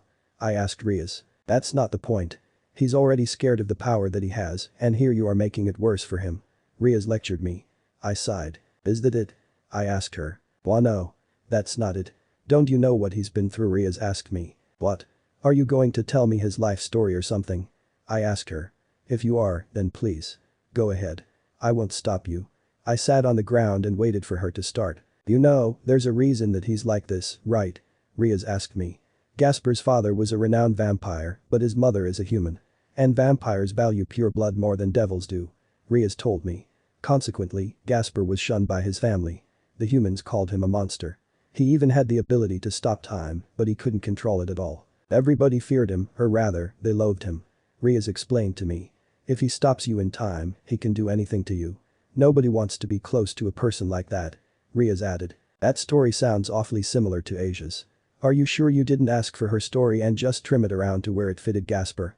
I asked her, obviously joking around. Issei. Riaz yelled at me. Relax. I'm just joking. I know he wouldn't do such a thing, right? I said to her. I don't want this power. Everyone stops. That's why everyone's scared. Everyone hates me. I hate it too. I don't want to see my friends' frozen faces anymore. Gasper whined inside the room he was sealed in. Riaz looked down at the ground, about to start crying. I don't deserve to be a king. Riaz said. I got up from where I sat. Riaz, you should probably return to the meeting. I suggested, giving her a pat on the head. But who? Why? Riaz was cut off by me. I will, Riaz. I'll do it. Don't worry about it. And I promise I won't kill him again. I joked. Okay then. I'm counting on you, Issei. Riaz said as a magic circle opened up. She was then transported back to her meeting. I sat back onto the ground. I brought out my phone and called Yurei. I told her to tell everyone that I won't be back home tonight. Okay. Got it. Yurei said before hanging up the phone. Okay, Gasper. Are we really going to play this game? I'm going to sit here and wait for you to come out. I have all my life to wait. I said to him. After a while of silence, I decided to try something else. I didn't know if I was either good or bad at this, but I was going to try and get him to try and relate with me. Hey Gasper. You're just scared, aren't you? You have a power that you didn't even ask for. The supernatural took you in and fucked with you however it pleased. You know, it actually did the same to me. I explained to him. Interested, Gasper opened the door slightly and peeked out the door. Oh really? Gasper asked me. Yeah. Both my mom and dad were killed by a stupid bird. I was brought into a life that I wanted no part of. I told him. Oh. I'm sorry. I didn't know. Gasper apologized. Don't apologize. They're fine now. I was able to get the magic to bring them to life. I told Gasper. Back to life. Gasper wondered, tilting his head to the side. Yeah. Like I did with you. I accidentally killed you with raining bullets and I brought you back to life. I told him. Wait. That wasn't a dream, Gasper yelled. No. I killed you and brought you back. Simple. I said to him. That's not simple. No one can just bring someone back to life. Gasper yelled. Well, I did. So get over it. I said to him. Your peerage needs you, Gasper. You're a very important asset to the team, you know. I tried to get him out of his shell. But I'll just hold everyone back. They don't need me. My power sucks. Ever since I was born, people have loathed me because of it. Gasper whined. I don't hate your power. Wanna know why? Because I have the same kind of power. Check it out. I snapped my fingers and time suddenly froze. Gasper was confused and he was starting to get scared. I put my hand out towards him. Come on. I said. He accepted my hand and I helped him up off the floor. Let's go see what I've done. I said as I walked with him outside the room. Gasper was hesitant to go outside but did it anyway. Once we were outside, I pointed towards the moon and then he looked up at the moon. What? The moon's not moving. Gasper panicked. I know. I froze time. This is basically your power. I told him. My power? Gasper questioned himself as he looked at his hand. Yes, Gasper. This is your power. If you train hard enough, you can eventually do something like this, too. I said to Gasper. How powerful are you? Gasper asked me as he looked at me with admiration. I honestly don't even know anymore. I just do anything I want. I answered him. I want to be like you, Gasper struggled to remember my name. Issei Hyoudou. I told him my name. I want to be like you, Issei. Gasper yelled. Are you sure? That comes with a huge cost. I said, catching his attention. Huh? What do you mean? Gasper asked me. Well, when you're the most powerful in the entire supernatural, it also means that everybody wants a piece of you. Do you know how many enemies I have? I asked him. I'm on thin ice with Lucifer. I told him, answering my own question. The demon lord Lucifer? Isn't he scary? Gasper asked, starting to shake out of fear. No. He's so weak to me. I answered his question. But you're very strong, Issei. How did you get so strong? No one should have this much muscle. Gasper asked me. I just trained. That's all I really had to put my mind to. I wanted my mom and dad back, so that's what I was working towards. I answered his question. Wow. Amazing. Gasper admired me. But yeah. It also comes with a few perks. Most people look up to me, I think for example, Riaz and Akeno. I've done it with them. Ure and Cherry are also on the list, and there are more. I'm trying to get Valerie on the list too. I said to Gasper. Valerie? Isn't she the White Dragon Empress? Gasper asked me. Yeah. And I'm the Red Dragon Emperor, I'm sure you know. I accidentally told her that I had a thing for her. I told Gasper. Oh. Well, good luck, I guess. Gasper had no clue what to say. Thanks. It's about time I unfreeze time. Don't you think? I suggested as I snapped my fingers, letting time go back to normal. Well, I think I've told you enough. You should know what you have to do, right? I asked Gasper. Yeah. I want you to train me. Gasper yelled. Oh, really? I asked him. Yes. Gasper screamed. Okay, then. Let's get started on that. But first there's something you need to prove to me. I said to him. What is it? Gasper asked me. I pulled out my phone and dialed Riaz. Riaz picked up the phone. Hello, who is this? Riaz asked me. Riaz, it's me. There's something I want to tell you. I started. Watch this. I said to Gasper from his mind. What is it? Riaz asked me. I think you've been gaining a lot of weight recently. The school outfit that you've been wearing, now it just makes you look fat. Like, really fat. I told her. Riaz has been getting really insecure about her weight recently. So I thought I'd try to use it to show Gasper that you should be honest. Oh. Really? Riaz questioned me. Yes. I answered her. There was a little bit of silence before she spoke again. I see, well, I heard Ria sob before she got off the phone. Issei. Wasn't that a bit mean? Gasper asked me. I know. And I didn't mean it. She's not getting fat. And even if she was, it wouldn't change anything. I said to Gasper. Oh. Okay. What do you want me to do? Gasper asked me. You're going to do the exact same thing. I threw him the phone with it already dialing Ria's once again. What? I can't do that. What if she oh. Hello. Gasper needed to act calm. Hi Gasper. Everything going alright? Ria's asked with a sniffle. Yeah. Issei's been trying to train me. And by the way, Gasper said to her. He was going to do it. I don't think you're fat at all. Gasper said with a smile on his face. Oh. Thank you Gasper. Ria sounded relieved. Gasper looked towards me and saw my face. It had the same expression, but he could sense the disappointment. JJ, just kidding. Why you are fat. Your breasts resemble that of a cow's. Gasper insulted her before hanging up the phone on Ria's. That was the last thing I was expecting. But good job, I guess. Let's see who Ria's is going to kill first. I said, scaring Gasper. What? She's going to kill us? Gasper was frightened. Probably. You should never tell a girl she's fat. Especially if she isn't. But we can worry about that later. Come on, let's start training. I suggested. But, wait. What was the point of that? Gasper asked me. To see if you could be a man and be honest. That was the point. Now come on. I answered Gasper's question. Okay, then. Gasper brushed it off. Now, come on, Gaspy. Let's train that power. I said to him, calling him Gaspy. Gaspy? Gasper wondered why I called him that. It's a little nickname I made for you. I told him. Well, I'll call you Issei then. Gasper also gave me a name. He gave a smile full of happiness for the first time. I'm Skip. After we gave each other names, we began training. I summoned some volleyballs and started to throw them towards him. With more motivation than before, Gasper tries his hardest to use his power to stop all the volleyballs from hitting him. 3 hours go by. Gasper is tired but still wants to keep going. I threw the last volleyball at him. As much as he was struggling, Gasper pulled through. You were able to stop 400 volleyballs. Not bad. I guess we're done for the night now though. I stated. Gasper gasped and fell to the ground and shut his eyes. He was nothing short of exhausted. Gasper shut his eyes tight and wanted to get some sleep. I can't leave him in there, right? Meh. I'll just take him with me. I'm sure he needs somewhere good to sleep. Gaspy deserved it. I thought to myself. I picked Gasper up and I walked through the town with him on my back. It didn't take that long to get home. Luckily, my house has a whole lot of rooms. So I cleared one of them and placed Gasper carefully on the bed. Looks like this is only our beginning, huh? I thought to myself out loud. Issei, I recognized who said my name. I turned around to greet them. Hi Riaz. I greeted her. Hi, Riaz my ass.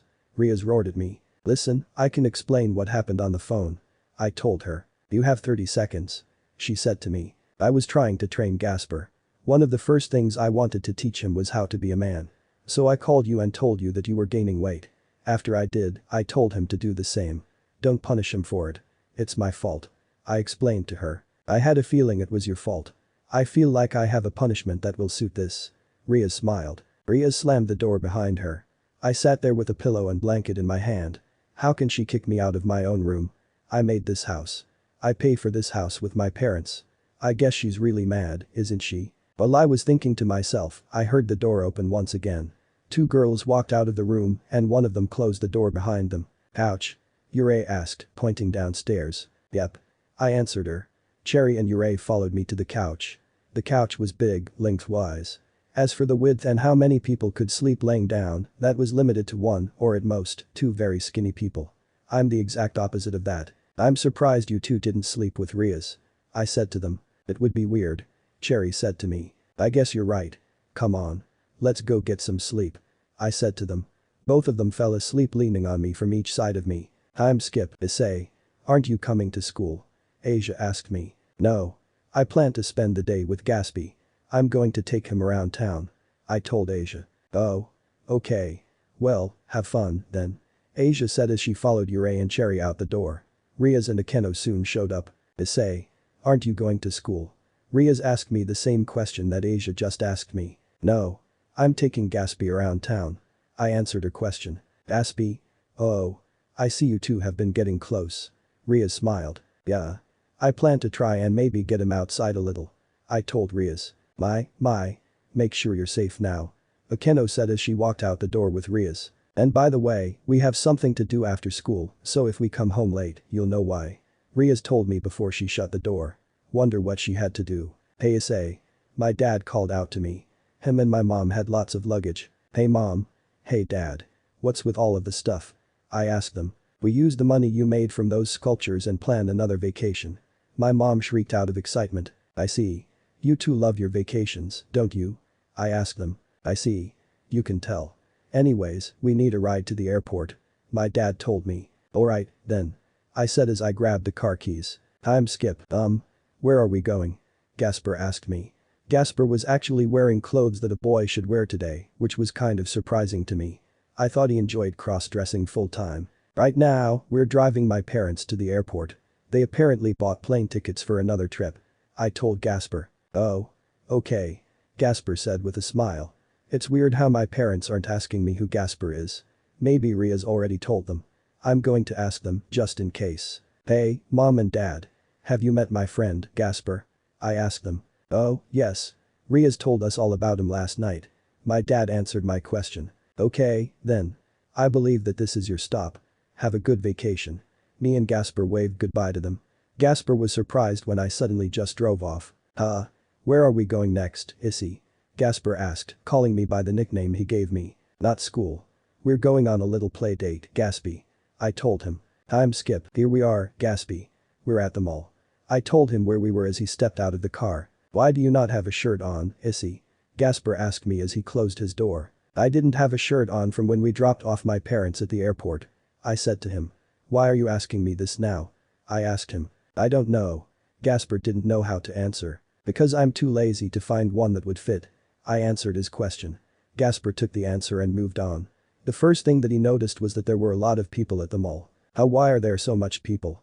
Gasper wondered. If you don't want to look at them, just stay behind me. I suggested. Gasper nodded his head yes to my suggestion. We walked into the store and Gasper made sure to stay behind me. People were staring at us. This was the usual for me, so I was used to it. But since Gasper doesn't like attention, I decided to do something about it. I magically pulled out a megaphone from behind my pants and turned it on. I needed a way to project my voice since I couldn't yell. Alright, is this thing on? I asked myself. I saw the super loud setting and then I turned it on. Is there an issue? My voice echoed throughout the entire mall. Why are you looking at us? Mind your own business and don't mind us. If I catch any of you looking at me or him, I will make sure to break every single one of your bones. And I put that on the dead god that you all believe in. I said into the megaphone. A lot of people gasped at me because I said that God was dead, but knew what was good for them. Follow me, Gasper. I told him to follow me. Gasper looked around and saw that whoever he looked at would turn their heads away from him. Looks like what Issei did worked. Gasper thought to himself. Gasper followed me into the clothes section of the store. The first thing that he did was run to the girls section of the clothing store. People were staring at us. But when they saw me turn my head towards them, they would turn theirs away. Issei? I want to try these on. Gasper said, holding a girl's ballerina outfit in one hand and a maid outfit in another. People in the distance from us started to laugh. Gasper noticed the people laughing at him and started to feel afraid and nervous. Issei, is it a problem if I wear this? Gasper asked me. Of course not. Pick whatever you want and I'll buy it for you. I said to him. Anything I want? Gasper asked me. Anything? I assured him. Gasper smiled and went around grabbing all sorts of skirts and outfits. Once he felt satisfied with how many he had, he took them with him into the changing room. The people in the distance were still laughing at Gasper. Once they all had their eyes on me, I used magic to summon a pistol in my pocket, then I shined it at them from my pocket. It took them a few seconds to figure out what it was. But when they did, I put it back in my pocket and used magic to make it disappear. After I did, they ran off. I stood there and watched them run off out of the clothing store. That'll teach them. I said to myself. Issei. Gasper suddenly came out of the changing room, catching my attention. How do I look? Gasper asked me wearing a pink ballerina outfit. You look good, Gaspy. Better than a girl would. I complimented him. Thanks. I'm going to try on some more. Gasper said as he went back into the change room, excited to try on something else. While things were going good for Gasper, things were about to start going bad for me. A security guard started to approach me. With the three people who made fun of Gasper, snickering behind the security. Alright, big guy. I'm going to have to ask you a few questions. The security guard said, looking up at me to meet his eyes with mine. Sure. I said to him. So, I have a complaint that says you, specifically you, have a firearm inside of this store. The security guard stated. Is this statement true? The security guard asked me. I looked at the people behind the security guard and then looked back at the security guard. No. It's not. I do not have any weapons with me today. I told him. There's no use trying to lie. One of the people behind the security guard yelled. The security guard shushed them and told them to be quiet. Issei? Is something wrong? Gasper suddenly poked his head out of the changing room. No. Don't worry about me. I'll be fine. Just trying something else on. I told Gasper. Okay. Gasper said as he went back into the change room. The security guard acted professional and didn't laugh at Gasper's appearance, while the people behind him were having the time of their life. They weren't just laughing, they were squirming all over the floor, holding their stomachs from the pain of laughing too much. I ignored them and turned my attention back to the security guard. Then you wouldn't mind emptying everything you currently have on you, wouldn't you? The security guard asked me. Of course not. I said, cooperating with him. I threw my wallet, my car keys, my house keys and my phone on the floor. That's everything, sir. I said to him. No firearm. The security guard wrote down. Well, sorry for troubling you. It's my job to make sure. You know. The security guard said to me. Of course, dude. No hard feelings. I said back to him. Well, see you. Enjoy your time in the store. The security guard walked away. I'll try to. I said to him. The three people were both shocked and angry. What? I don't have a weapon. Now shoo. Go away. Remove your presence from my own. I said to him. They growled as they walked away from me. I picked up my stuff back up from the floor. Issei, how is this? Gasper asked as he came out the changing room wearing a maid outfit. Amazing. We're definitely buying that one. I complimented Gasper once again. An hour went by of Gasper just trying on outfits and me just telling him what I thought of them. I didn't mind the fact that he enjoyed cross-dressing. That was actually one of the reasons that I liked having him as company. It was very different from what I was used to. And Gasper enjoyed it, so I wasn't going to take that away from him. We ended up buying a whole lot of outfits, mostly consisting of dresses, skirts, panties, bras, and other kinds of accessories. Alright. Your total will be 120,000 yen. The cashier said to me. No problem. I said, pulling out a lot of cash from my wallet. I gave the cashier the amount needed. The cashier made sure to count it and then helped us bag all of our stuff. In total, we had 20 bags full of clothes. I told Gasper not to worry and said that I would carry them for him. It was no big deal for me, since I literally can lift anything. Issei, are you sure you don't need any help with those bags? Gasper asked me. Stop worrying, Gaspy. It's fine. I'll carry them to the car for you. Come on. It's almost 1 p.m. Let's get some lunch. Anywhere you want. I said to him. He looked around and decided that he wanted to try some noodles. We ordered some noodles and then sat down at one of the tables, waiting for our food. While waiting, I looked around and I saw a bunch of women at the entrance to the food place. I wonder why they all look so upset. They appeared to be yelling at the manager for some reason. One of the employees eventually brought us our food. Gasper rubbed his hands together in anticipation. Wow. They look amazing. Gasper said. Gasper immediately grabbed his chopsticks and started to dig into his noodles. As I was about to start eating, the manager started walking towards my table. Excuse me, sir. Those ladies over at the front would like to have a word with you. The manager told me. Oh. It's me they want. Okay, then. I got up from my seat and told Gasper to continue eating. I approached the many women at the front. Some of them were trembling because of my overwhelming height but tried to stand their ground. What do you want? I asked them with my hands in my pocket. Silence. Those who do not believe in the Lord have no right to speak to us. The one leading the group said as everyone held out their crosses towards me. Beggin, evil spirit. Beggin. Beggin, evil spirit. Beggin. Beggin, evil spirit. Beggin. The women chanted. They seem to be the religious type, I see. The Lord will always be with us.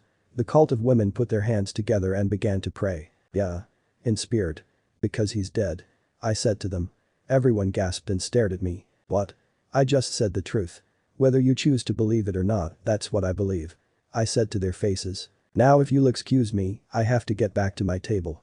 I started to walk back to my table. Just you wait. You're not getting away from us. The leader grabbed my arm. I instantly retaliated and pinned her onto the floor by her neck. I made sure to give it a good squeeze and made sure I heard her start to gag. Don't you ever put your hands on me. You understand? I said menacingly as the red in my eyes started to glow. I looked towards the group of women. My eyes were doing that thing where they start to bleed whenever I'm upset. It was disturbing to see for the group of women. Using my inhuman strength, I grabbed their leader by her neck and threw her towards the group, injuring almost everyone in the group and the leader. "You're not human," the leader said, trying to catch her breath. "When did I say, I looked towards Gasper and saw that he was getting harassed. "You like dressing as a girl, huh? How about you have some fun with us?" The leader of the group said as the others held Gasper down. "No. Issei. Help me." Gasper cried for help. I turned away from the helpless religious women and went to go help Gasper. First thing I did was grab the two people holding down Gasper down and then proceeded to beat them senseless until they were dead. There was blood all over the place. I turned towards the leader. He knew he had the same fate in store as his comrades. I beat him into a little pulp. Everyone in the cafeteria was watching me do it. I made sure I didn't stop until I couldn't hear his pulse anymore. "That demon just killed those poor boys. Get them," they yelled. The religious cult of women and the entire cafeteria were now against me. I grabbed all the bags with Gasper's clothes. "Aspie, hop onto my back," I told him. "Okay." Gasper did as I told him to. He hopped on my back and started to dodge everyone. I ran out of the cafeteria and into the middle of the mall. People started to notice what I was doing as they soon started to join the chase for my life. Soon, the entire mall was chasing me. "Issei, they're after us. What will we do?" Gasper cried. "The only thing I should do, Gaspy. Run." I began to run in the opposite direction of the crowd chasing us. I dodged the objects that people were throwing at us. I was making some pretty good ground between us. I ran towards the exit of the store. Once the door opened, I got a good view of what they were doing. Some of the crowd took a shortcut to the parking lot. The crowd was now destroying our car. "Our car!" Gasper cried. They were banging the car with baseball bats and graffitiing it with all sorts of spray paint and chalk. Our car was pretty much destroyed. I snapped my fingers to get rid of the license plate of the car so no one could track us that way. "There they are. Get them." AI. The crowd that was destroying our car joined the chase for us. I started to run away from them. I eventually got onto the highway. Right now, I was matching 100 km/h. That's the usual speed for a car on the highway. "Issei, this is so fast." Gasper shrieked. "There they are." I heard someone yell. I looked behind me and I saw a lot of cars that were chasing us. "They're still chasing us.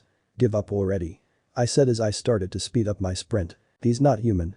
He needs to be executed." One of the people chasing us yelled from their car. "Get that man and his gay son off the street." Another one of the people chasing me said. I slowed down to where I could meet the person who called Gasper gay. I gave the homophobic little shit a sucker punch to his face and he lost control of his car. I jumped on top of the out-of-control car and looked behind me. I pulled the megaphone back out and turned it to super loud mode. "You can say all the shit you want about me, but don't you dare talk about him like that," I said through the megaphone. I threw the megaphone away and got back to running on the highway. We eventually took a turn onto a highway with lots of traffic. The people chasing us started to slow down because they were all inside their cars. "Damn it. We've lost them." "Shit." One of them yelled out of frustration. I eventually got off of the highway and onto the road on the way to the hour. "We should be there in about 30 minutes. Sorry Issei. For getting you into that." Gasper apologized to me. "It's not your fault. It's those hickheads' fault for not being able to handle someone else's opinion. And you were getting harassed and laughed at. I couldn't sit there and do nothing, could I?" I said to him. "Oh. But it's my fault Gasper was cut off by me. "Answer these questions. Did you enjoy yourself?" I asked him. He nodded. "Did you buy lots of stuff?" I asked him. Gasper nodded again. "Then don't worry about me. The whole point of this was so you could enjoy yourself. I wish we didn't have to run out of the store, but it could have been more fun." I told him. "You're right, Issei. It could have been. But I'm happy. You did this just so I could have some fun. No one's ever done that for me. And this is probably the most fun I've ever had. Thank you Issei." Gasper thanked me, appreciating what I tried to do for him. "You're welcome. Now come on. It's super late and we did go very far on the highway. So it should still take a while." I told him. "Do you know any kinds of shortcuts?" Gasper asked me. "Well, I do know this one way." I went off the road and began to run up the buildings. Once I reached the top, I stopped running. Issei. Are you okay? You were running really fast back there." Gasper asked with concern. "I'm fine. I can still run for way longer than you think." I told him. "Can you see our house from here?" I asked him. His head was above me so he should have been able to see farther than me. Oh. I see it. I see it." Gasper cheered. "Awesome. Where is it? Guide me." I said as I jumped off of the building. "Okay. That way." Gasper guided me. I parkoured my way from one building to another. Once I reached above the clouds, I spoke to Gasper. "Here. Check this out." I said to him. I expanded my massive dragon wings from behind my back. Whoa. Gasper was shocked by my wings. That's not what I'm showing you. I summoned some magic and aimed my hand towards the sky. I used some earth magic combined with some dark magic. After doing a little chant for the spell to work, I snapped my fingers. There was suddenly a huge explosion. Once all the smoke cleared up from the sky, it revealed the sky's new color. What? The sky's purple, that's so cool. Gasper was amazed. Which way is the house? I asked him. That way. Gasper answered me with a smile on his face. I flew towards the direction he pointed at with my dragon wings in full effect. I was flying at the cruising speed for a plane. Gasper admired the sky as we were flying. We had all of our stuff while we were flying. I made sure we didn't lose anything. After flying for a little while, while also admiring the purple sky, we finally made it home. Issei, I see our house. Gasper pointed towards our house. I made sure we landed at our house in style. We landed on top of our house and slid down the roof of the house. I put my dragon wings away and we entered the house. We're home. Gasper announced. Welcome home. Asia greeted us. I placed the bags of clothes on the table. I see you're making dinner, Asia. Where's everyone else? It's very late. I asked Asia. Oh. Everyone's in the living room watching television. Asia answered my question. Oh. Okay. Can't wait for dinner, Asia. I said, giving her a kiss on her cheek as I left the room. Asia giggled and was left with a blush on her face. I walked into the living room. And to my surprise, everybody was actually there. Hey. What are you watching? I asked them. I turned to the television and I saw me. On the highway. With Gasper screaming on my back. Seems like you and Gasper had quite the adventure, huh, Issei? Riaz asked me. Please keep a lookout for this man and his son. They are currently wanted by the entire city. The police and the FBI would like to know anything they can about them. You will receive big money if you can provide a tip for them. That's all we have this evening. Have a good and safe night. The new anchor said. Everybody turned towards me. What? I asked them. Hey. Why is it so quiet? Gasper asked as he walked in the room. Everybody also turned towards him. WWW, why are you all looking at me? Gasper asked me. I slowly approached him. I see. Gasper looked at me, nervously. Listen, Gaspy. We are currently wanted by the entire city. But don't worry. It's completely my fault, so I'll protect you right to the very end. I promised him. Oh. Well, what should we do? Gasper asked me. The only thing we can do, Gaspy. Go upstairs and try on those clothes we got from the store. I said to him. Gasper's eyes lit up from excitement. Really, I'll go get them ready. Gasper ran out of the room to go and bring all of the clothes to his room. As I was about to follow him, I was stopped by Riaz. Well, Issei. Care to explain? Riaz asked me. I'd rather not. I said as I continued on my way to help Gasper. Come on, Issei. We want a story. Cherry stated. I didn't want the whole chanting thing to start all over again. So I sat down and told them the entire story, trying to leave nothing out. Wow. So it's not your fault then? Akeno said. Wait, you thought it was my fault? I asked her. Well, I thought you might have been the reason that it started. Akeno let out her thoughts. Wow. That's unbelievable. Why would I try to start a fight? I just wanted to shop with Gasper in peace. I told her. Come on, Issei. You told them that God was dead. Do you know how many religious people there are out there that believe in God? Zenobia said, kind of angry at me. What? Are you going to chase me through the entire highway for 2 hours to tell me that God isn't dead? Are you going to throw insults at me? Are you going to throw a bunch of shit at me? Go ahead. I'll do the exact same thing I did to the person who called Gasper gay to you. I said to her. My eyes were starting to bleed again, indicating that I was upset. Wait, someone called him gay? Riaz asked me. Yeah. Someone called him gay just because he enjoyed cross-dressing. Doesn't matter anymore though. You guys wouldn't know what happened. You weren't even there. You're not even believing my story. So take it or leave it. I said as I left the room with a trail of blood following me. Issei. Wait, we're sorry. Riaz tried to apologize. Cherry was also going to apologize, but couldn't because she heard Gasper's door slam. The girls felt bad for not even trying to believe what I told them. Issei. Are you okay? Your eyes are bleeding. Gasper said, worried about me. Don't worry about it, Gaspy. It'll go away soon. Now come on. Let's see which dress looks the best on you. I suggested. Yay. Gasper cheered and laughed. I'm SKIP third person's POV. On top of an unfinished building, watching over the entire city, were two people. They looked towards the sky. They enjoyed the wind as it blew through their hair. Hey Azazel. Do I have to go to that conference tomorrow? Valerie asked. Yes, you do. After all, you're the White Dragon Empress. And this is how I'm holding up to my end of the deal, after all. Azazel spoke to her. I heard that he was asking if you were a virgin. Azazel suddenly brought up. I don't want to talk about that. Valerie brushed off. Come on. You have been struggling to find a partner, yet every time you meet the Red Dragon Emperor, he has a new one. Azazel pointed out. Yeah. You're right. But none of that will matter. Because Rival's going to die. Valerie said. Are you sure? Do you have the sword? Azazel asked Valerie. Yeah. Michael gave it to me today. Ascalon. Valerie said the name of the sword. The sword used to slay dragons. You're going to kill him with that? Azazel asked her. Yes, I am. But for some reason I don't want to kill him. Valerie revealed to Azazel. Don't tell me his feelings reached you? Azazel laughed. Valerie didn't say anything to Azazel's claim. So I'm right, huh? Azazel asked Valerie. He got no response from her. No response, huh? Azazel smiled. Valerie. Look over there. Azazel pointed towards a place in the sky. Valerie looked towards where he was pointing. In the distance, she saw the silhouette of something. The thing they were looking at in the distance sprouted its wings from its body. It then used magic on the sky. There was then a huge explosion and a lot of smoke to accompany it. What the hell is that? Valerie wondered as she coughed hard from all the smoke around her. Azazel was doing the same. All their coughing came to a halt when the smoke started to clear up and the sky was revealed to them. I see he has some good taste. A purple sky. That's something only seen in Photoshop. Azazel said. He was confused why Valerie wasn't responding to her. Azazel looked behind him and saw Valerie admiring the purple sky around her. So beautiful, Valerie muttered to herself. She watched as whoever was in the distance take off with smooth and successful control of their flight. Well, I guess it all comes down to them. Azazel said as he and Valerie looked into the distance and watched Issei take off in the distance. Time skip. Valerie flew over Cow Academy. Where the conference for peace between angels, devils and fallen angels were going to be held. What a place, huh? A voice said. It wasn't Valerie's voice that just spoke.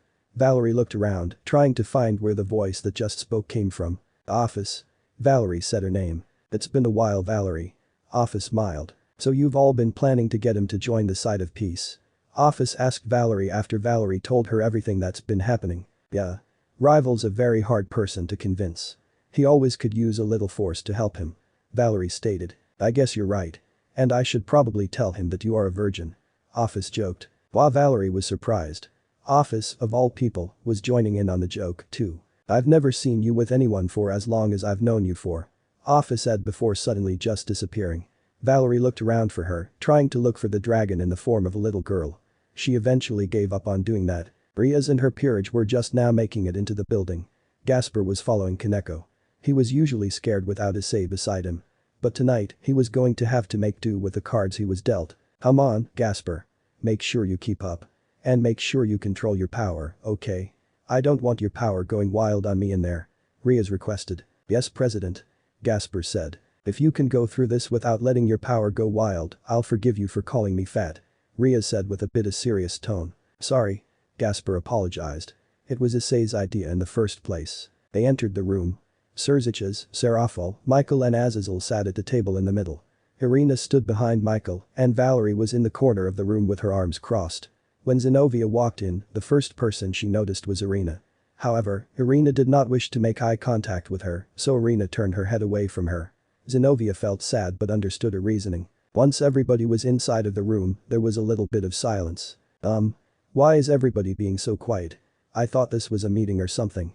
Gasper spoke up, breaking the silence. We're still waiting on one more person. After all, he's basically the person who decides between whether we go to war or not. Serziches spoke up. Saji growled angrily. He was calmed down by the other members of the student council.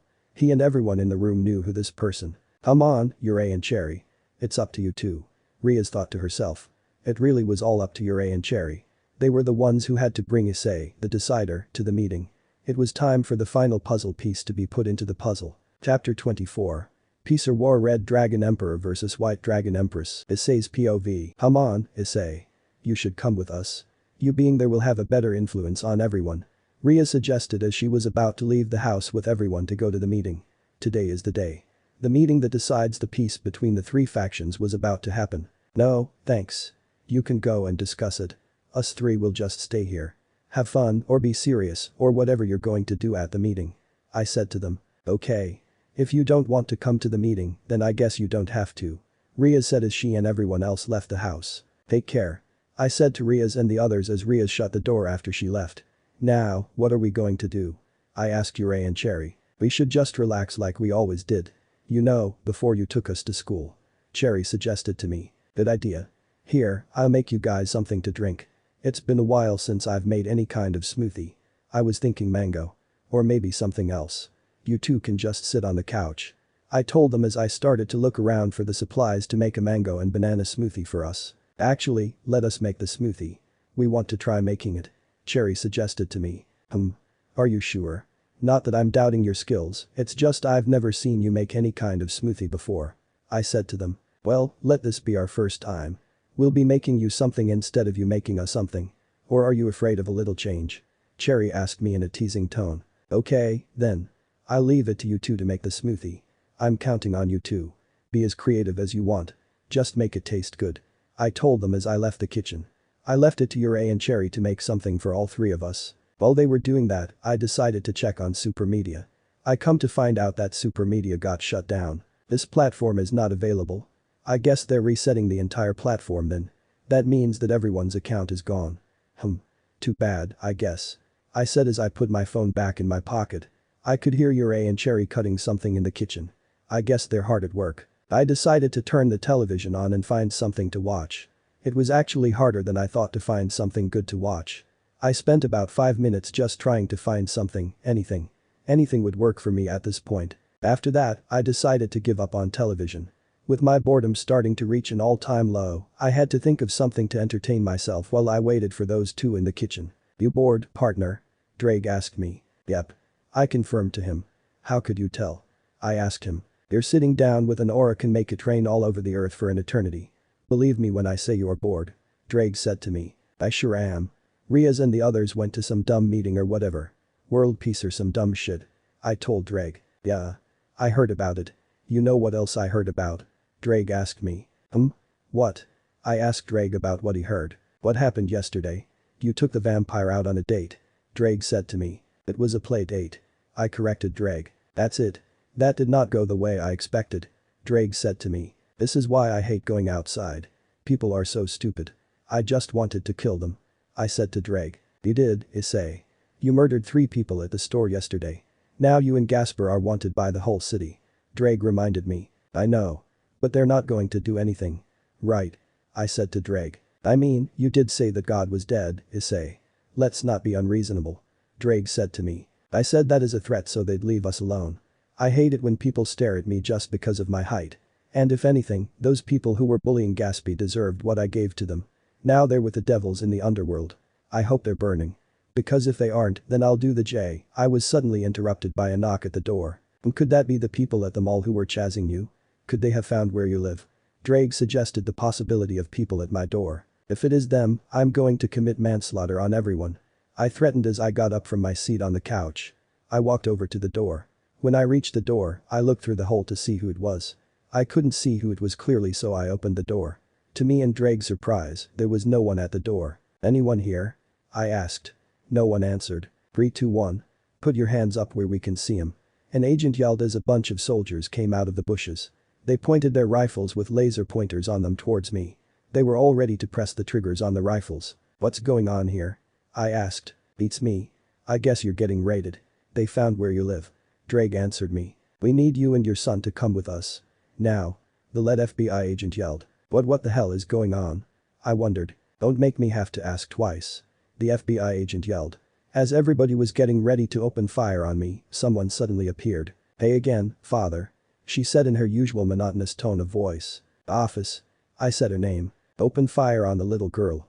The FBI agent demanded. All the soldiers turned the weapons towards Office. Office looked towards the soldiers. She gave them her usual uncaring stare. But this stare was different in a way that would soon be discovered by the soldiers and the agent. Why can't we move? One of the soldiers panicked. What's going on? Release us this instant, you witch. One of the soldiers called out to Office, demanding her to release them. Issei. Office said my name. I looked towards her, giving her my attention. Kill them. Office said in a nonchalant tone of voice. Got it. I responded in the same nonchalant tone as her own. I summoned Denzel and pointed it towards all the frozen soldiers. Magic. It's real. Magic is the soldier's words were cut off by me slashing at his neck. Blood splashed out of his neck and his lifeless body slowly fell to the floor. I pretended that I was skating as I was killing all of the soldiers. Some of their blood splashed all over my face. After I killed all of the soldiers, I gave the agent a death stare. Wait. Please. Spare me. He screamed.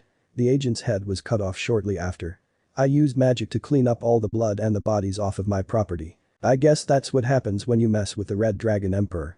Offa said. I guess I do have to say thanks for your help. Even though I didn't need it. I said to her. You're welcome, Red Dragon Emperor. Offa said to me. What have you come here for, Office? I know you came here for a reason. I asked her. Nothing really. I just came to see how my favorite host of Drag is doing. Office answered my question. Oh, really? I'm honored to be your favorite, I guess. But you came for something else. What is it? I asked her. I just came to give you a warning. Something's going to happen to you. I just want you to be careful of your surroundings from now on. Office said to me. Okay, then. I said, heeding her warning. Office disappeared after that. I wonder what she meant, partner.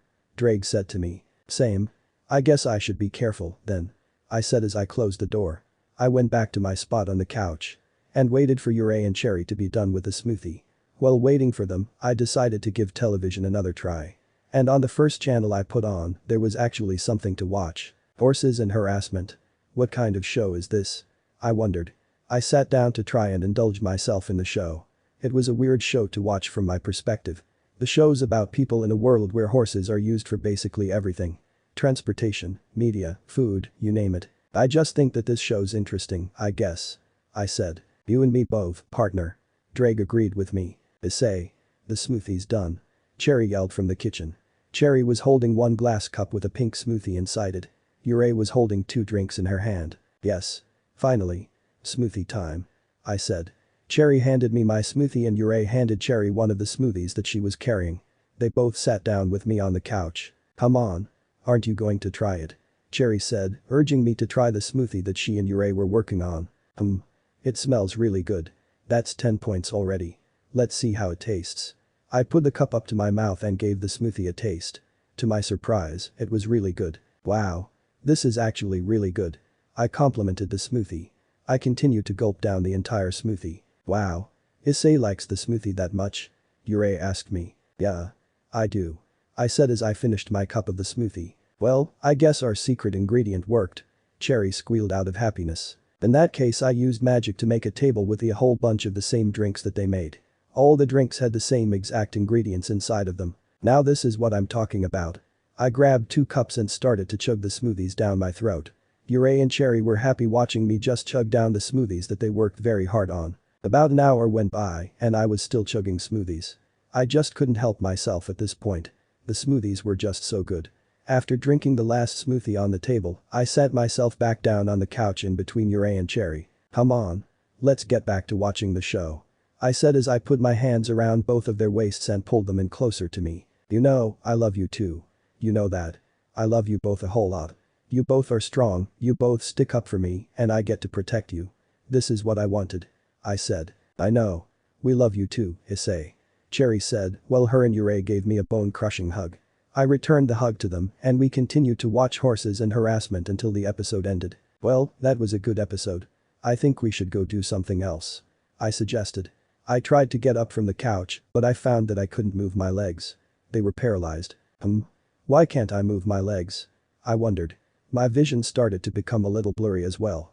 I couldn't see properly and I couldn't walk if I wanted to. Usually, my body would be able to solve something like this, but it wasn't doing anything. Why? Hey you two? You still here? I wondered. I used my hands to feel beside me and they weren't there. I started to get a really bad feeling like something was going to happen. Where'd you two go? I wondered. I couldn't get up to look for them. A really bad headache started to make itself known. I was starting to feel nauseating. I could barely see in front of me anymore. Soon, Issei and Cherry returned to the room. It was hard for me to see what they were holding, but from what I could make out, Issei was holding a metal baseball bat and Cherry was holding some rope in one hand and had some needles in the other. You two, what are you doing? I asked, barely managing to get my voice out. What have you two done to me? I asked them. Issei. For what this is worth, we hope that you can forgive us in the future. Cherry said in a serious tone of voice. What do you mean? I asked them. I was about to pass out at any moment. Issei got in front of me, ready to swing her bat with full force. Issei, I'm sorry. Issei apologized. She then swung her bat towards my head. It instantly knocked me out with it made impact with my head. My body slowly fell off the couch when I got knocked out. Alright. The hard part's out of the way. Let's hurry before he somehow wakes up. Cherry suggested. Issei nodded at her suggestion. I'm skip third person's POV. Issei was tied up and strapped to a table. Issei and Cherry were getting their preparations done. Issei was not expecting Issei and Cherry to knock him out. Nonetheless with a smoothie. Issei slightly woke up. His vision was still a little blurry and nauseating to him. This time, he could move his body, but the rope was restricting his movement. Why you Issei? Issei called out to Issei from in front of him. Issei looked behind herself and then turned back around after staring at Issei for a few seconds. I think I should just tell you what's going on, Issei. You see, everybody else wants peace. And you're the key to that. But if you keep causing problems for everyone, there won't be any. So what did we do? We devised a plan to get you to go to the meeting. It involves forcing you to go. Cherry explained to Issei. Issei tried to move around, but the more he did, the more weaker his body felt. It's useless trying to get out. Those ropes are implanted with magic that's weak to dragons. Cherry told Issei. Issei eventually gave up on trying to get out. If you're wondering where we are, we're still in the house, it's just we had to change the look of the interior for a while. No one will know what's happening here. Cherry said to Issei. Issei turned around with some needles in her hands. She handed a few needles to Cherry. This'll be over faster than you think. Just close your eyes. Cherry said in a calming manner. Issei continued trying to break out, but to no avail. Cherry held Issei down, while Issei got the needles ready to insert them into Issei's skin. Issei needs to relax Issei's muscles. Issei said. Blood started to stream down Issei's face onto the table.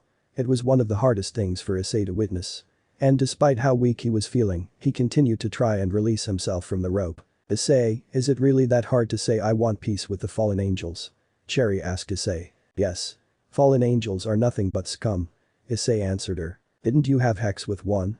Stop making this difficult. Cherry said while holding him down. Relax your muscles, Issei. Issei said as she inserted the first needle into his arm. Issei stared at Cherry as more blood streamed down his face from his eyes. This'll all be over soon. Cherry said with a sniffle. It felt like Issei was being betrayed. Issei had no care for any other people except for the people he currently knew. The reason this conference was even a thing was so that the leaders could at least have an agreement. Issei was not the biggest fan of fallen angels. He was also not very fond of Surziches, one of the great satans. And they knew Issei was not someone to fuck with.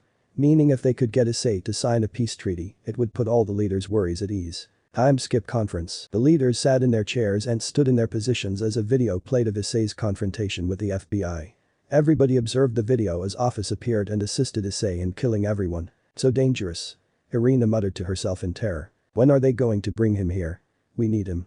Surziches wondered. Well, he isn't exactly an easy fish to catch. Ria said to her brother. What was Office doing there? Valerie asked. No clue, Valerie. Azazel answered. Whatever she was doing there, we must be ready for the worst. We are here to make peace with the three factions, not war.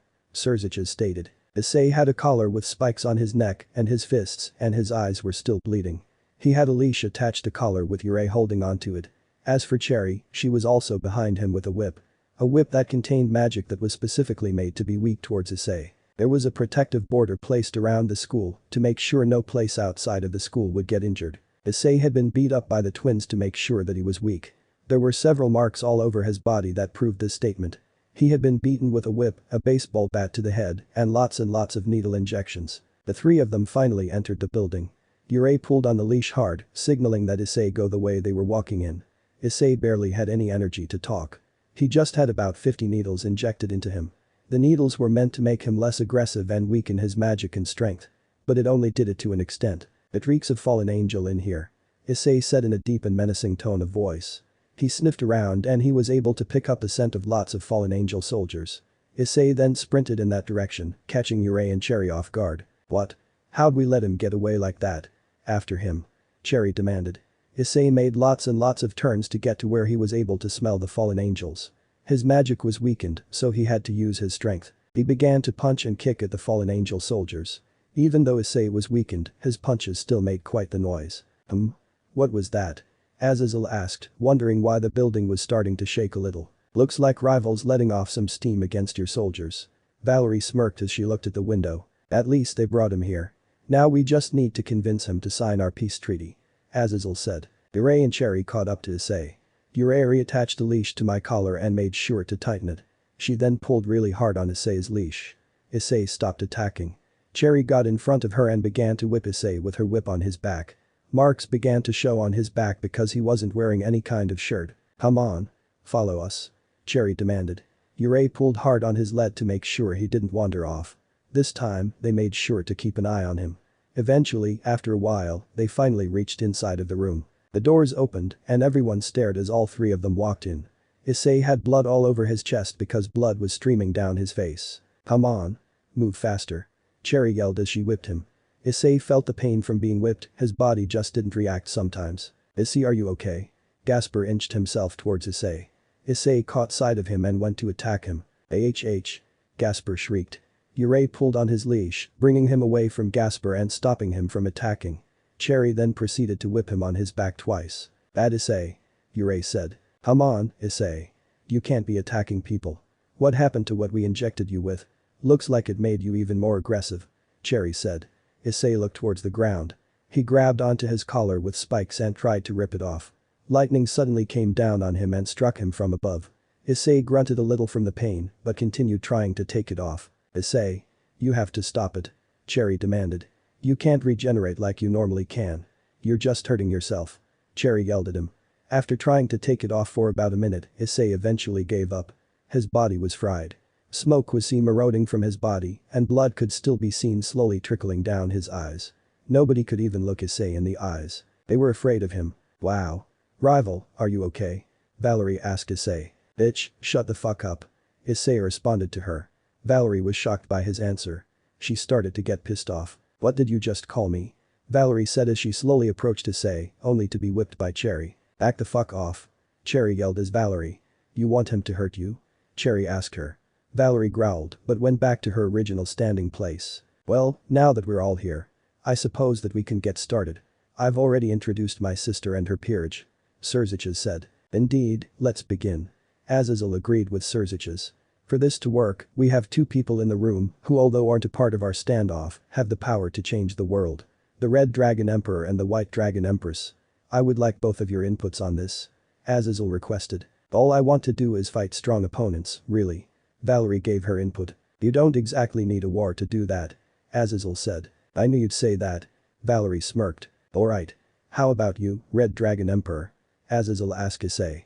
Everybody turned towards Issei and waited for his answer. Come on. It's your turn to speak. Cherry said as she whipped Issei on the back once again. Peace. Issei started. That would be like asking hell to freeze over. Issei said. Why would I want peace with your kind after all you've put me through? Not just me. Take Asia for example. She was hunted down and she was used for her extreme kindness. Issei brought up. She was killed by a fallen angel for her sacred gear. Rainer. I know you know who I'm talking about. Issei said to him. Azazel knew exactly who he was talking about. I'm sorry. It's my fault for letting them get out of control. Azazel apologized. It's not just the one time. Kakabiel. I know you know his name. He created a torture prison for devils. How do you let something like that get kept hidden from you for over 17 years? 17. You're really stupid, aren't you? Issei insulted Azazel. Serziches and Serafal looked at Azazel's face full of disappeared. And just recently you let him attack the school for his plans. How do you let someone carry out such plans? He was going to start a war. How do you let that slip by you? Issei asked him. I didn't let him. He's been trying to start up a war for a long time. Azazel yelled. Issei tugged on Issei's collar a little. What? You thought I wouldn't get to you too? Issei said, turning his attention toward Serziches and Serafal. What the hell have you been doing? You couldn't even notice when your sisters went missing. What the fuck were you doing, Serziches? I know you're busy, but surely you must at least have to time call her and at least ask how her day's been going, right? And what about you? Were you too busy cosplaying to worry about your own sister and the danger she was in? Issei said to them. Issei. That's enough. Cherry demanded as she gave him a smack with the whip on his arms. Don't talk that way about my sister. She had a reason for not coming for us. Sona said, trying to defend her sister. Oh. Let's hear it then. Come on, Sarah. Tell your dear sister why you couldn't save her. Why you let the Red Dragon Emperor be your knight in shining armor. Issei said to Serafal. As expected, she didn't exactly have a perfect answer. We're waiting, Sarah. Give me an answer before I kill you. Issei threatened her. Cherry smacked Issei with her whip and Issei tugged really hard on Issei's lead. "No threatening," Issei said to Issei. "Don't you dare think that you're off the hook," Issei said, pointing his attention towards Michael. "You act all nice and you look like someone anyone with an open mind could trust. Why did you exile Asia?" Issei put Michael on the spot. "She's one of the most faithful people that I know. She also has an amazing power that really could have been put to use. She absolutely loved the Bible and still wanted to read it when she reincarnated into a devil. So why? She's such a good person. I want the truth. And remember, I can read bullshit, so don't try and lie." Issei's eyes were starting to bleed even more. After God died, only his system remained. You could call it a force that controls protection, mercy and miracles. I am barely able to keep it running, so I had to remove all of those who could cause it to malfunction. We are maintained by the devotion from out adherence. We must remove any elements that could harm our system, Michael explained to Issei. "So that's not only why Asia was exiled, but Zenobia, too. What is wrong with you? Why are the faction leaders so fucked up?" Issei wondered. "Yes. That is the reason that I had to exile you too. I hope that you can forgive me." Michael apologized as Irina's eyes went wide. She wasn't a traitor, then. Irina thought. She started to feel bad for thinking that Zenobia was a traitor and that she wanted to be a devil because she no longer loved or believed in the Lord. "I guess you have a good excuse. And you're lucky that I don't hate angels. Wait, wasn't there that one angel that attacked me? Whatever. Doesn't matter now. But still, you faction leaders are all fucked up. You're all stupid and you can't even think of a simple solution altogether," Issei said to them. "How do you not get along with each other just because of what faction you belong to? That's so stupid," Issei said. "Hey Issei. Cherry. Can I ask you two something?" Issei asked in a dark tone. Sure," Cherry answered, allowing Issei to ask her and Issei a question. "Why are you two doing this to me? Like, why did you two drug me using a smoothie I asked you to make? Who put you up to this?" Issei asked them. "We were just tired of seeing you not get along with Fallen. Every day, you always complain about how all fallen angels are bad people. Issei, one of your lovers is a part fallen angel," Cherry pointed out to Issei. "Who put you up to this?" Issei asked. Cherry flinched at the question. Cherry sighed, knowing there was no way out of the question. "We've actually been planning this carefully for a while," Cherry revealed to Issei. "Wait, what do you mean for a while?" "So Rias. When I walked up to you, Sona, Tsubaki, Akeno and Saji, is this what you were chatting about?" Issei asked them. Rias couldn't even look him in the eye. "All those times, you were discussing this? You were trapping me? Wait, wasn't it in front of me the whole time? You ever thought about peace?" Is a question that was commonly asked to me. Why didn't I think anything of it? Why? Issei wondered to himself. Does this mean you're all in on this? Gaspy. Did you know about this? Issei asked Gasper. Why no. I didn't know anything. Gasper answered Issei. Oh, I see. Issei went silent after that. Everybody else also went silent, waiting for Issei to something. So are you going to accept peace, or Azazel said? No response from him. Issei? Cherry asked, concerned for him. It was actually my idea. Surziches suddenly spoke up. I wanted to make you come to this conference so we could look past our differences and look towards the future. I don't want any war to rise because of us. I just wanted us to be on good terms. Surziches admitted. All of a sudden, two people walked through the door. Two people Issei did not expect to see. Mom, Dad, what are you two doing here? Issei barely managed to get out. Issei. We know everything. You don't have to hide it from us anymore. Issei's mom spoke up. We know what you've been through and what you did to bring us back. We get that you're not on good terms with everyone, but war and lots of death is not the way, son. That isn't what I taught you. Issei's dad spoke up. So you were in on it too? You were pretending all this time? From acting like you just met Surziches all the way to now? Issei asked them. Please, Issei. Just, all of a sudden, was an explosion. The wall came collapsing down and there were a bunch of magicians behind the fallen wall. They were surrounding the entire building. Hand over the half-vampire. They demanded. Everyone was surprised and Issei's parents were terrified. But Issei wasn't buying it. Issei slowly walked up towards the magicians. Issei tried to pull Issei's leash. It would pull him back, but he would still continue to move forward. Everything's just planned now, isn't it? These magicians are all a part of the plan. Aren't they? Issei said as he walked towards the magicians. Issei. Get away from them. Issei's parents demanded. Issei didn't listen and continued to walk forward. Issei, Cherry. Keep them safe for now. Issei demanded. Issei sprouted his massive dragon wings and took off to the sky. Issei and Cherry put away their tools and put a protective barrier around everyone. The soldiers were battling it out with the magicians. Issei then stepped out onto the battlefield. What's he going to do? Issei's mom asked. We have no clue. Irina answered her. Issei flew around, gathering every single magician. In the process of doing so, he was getting bombarded with attacks from them. And because he wasn't going to be able to regenerate, he had to be careful. The attacks he was receiving left scratches on his body. It took a long while, but Issei finally gathered up all of the magicians in one spot. Merge. Issei muttered, chanting that word to himself. All of a sudden, all of the magicians began to glow. This was then followed by all of the magicians starting to float in the air. Once that were all a certain height in the air, they all started to merge into one huge magician. The giant magician looked around for a moment. Issei summoned Denzel and then got it ready to swing it towards the giant magician. Once Denzel was ready to be swung, Issei swung with his might towards the giant magician's neck. It was a clean sweep. The slice through the giant magician's neck like butter. The giant magician's head fell off and blood started to pour out of his head. But Issei wasn't done yet. Issei used his force to gravitate all of the blood towards him in a ball form. Issei then summoned a blender. He put all of the blood inside the blender, closed it and then turned it on. After waiting a minute, Issei opened up the blender and drank all of the blood straight from the blender. Once he was done, he licked his lips for any of the blood that might have been left on his cheek. Issei put his sword away and began to fly back to the group. A magic circle suddenly appeared next to the group. That magic circle. Could it be Seraphil wondered, terrified of who it could be. Satan's Lord Serziches and Lady Seraphil.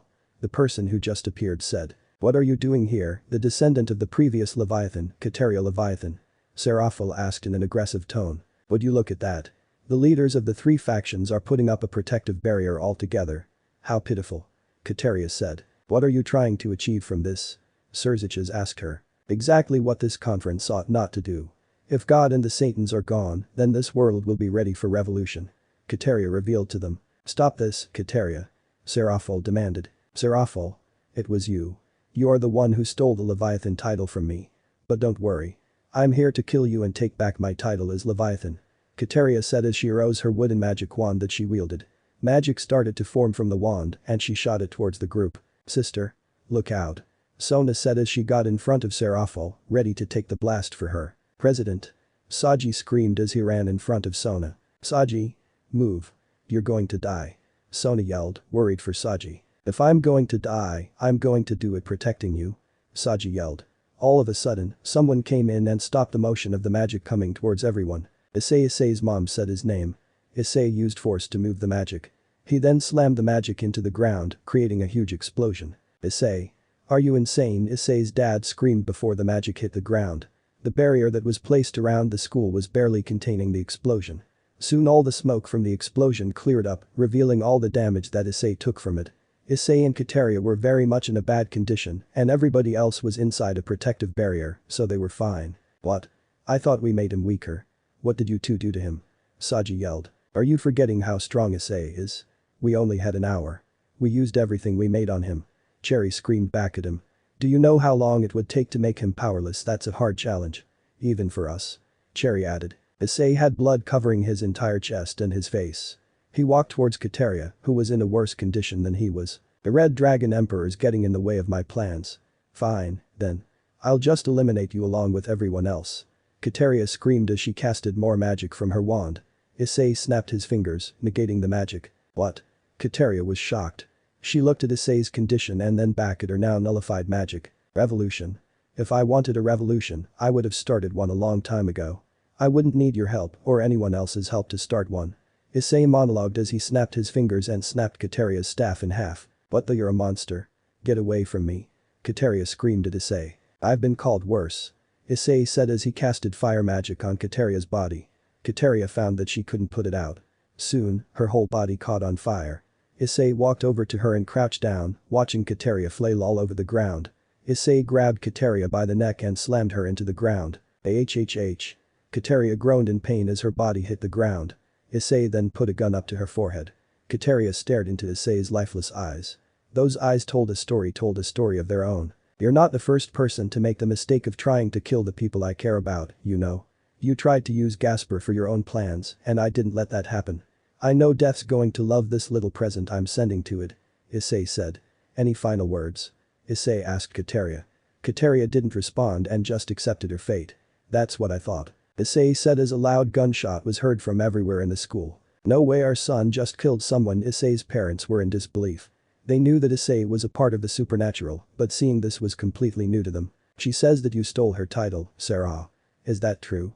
Issei asked her. No. My title was given to me. I swear. Seraful said. If you say so. Well, I guess that's the end of that, huh? Issei was suddenly stabbed in his back by a sword. Everybody was shocked by what they saw. Issei.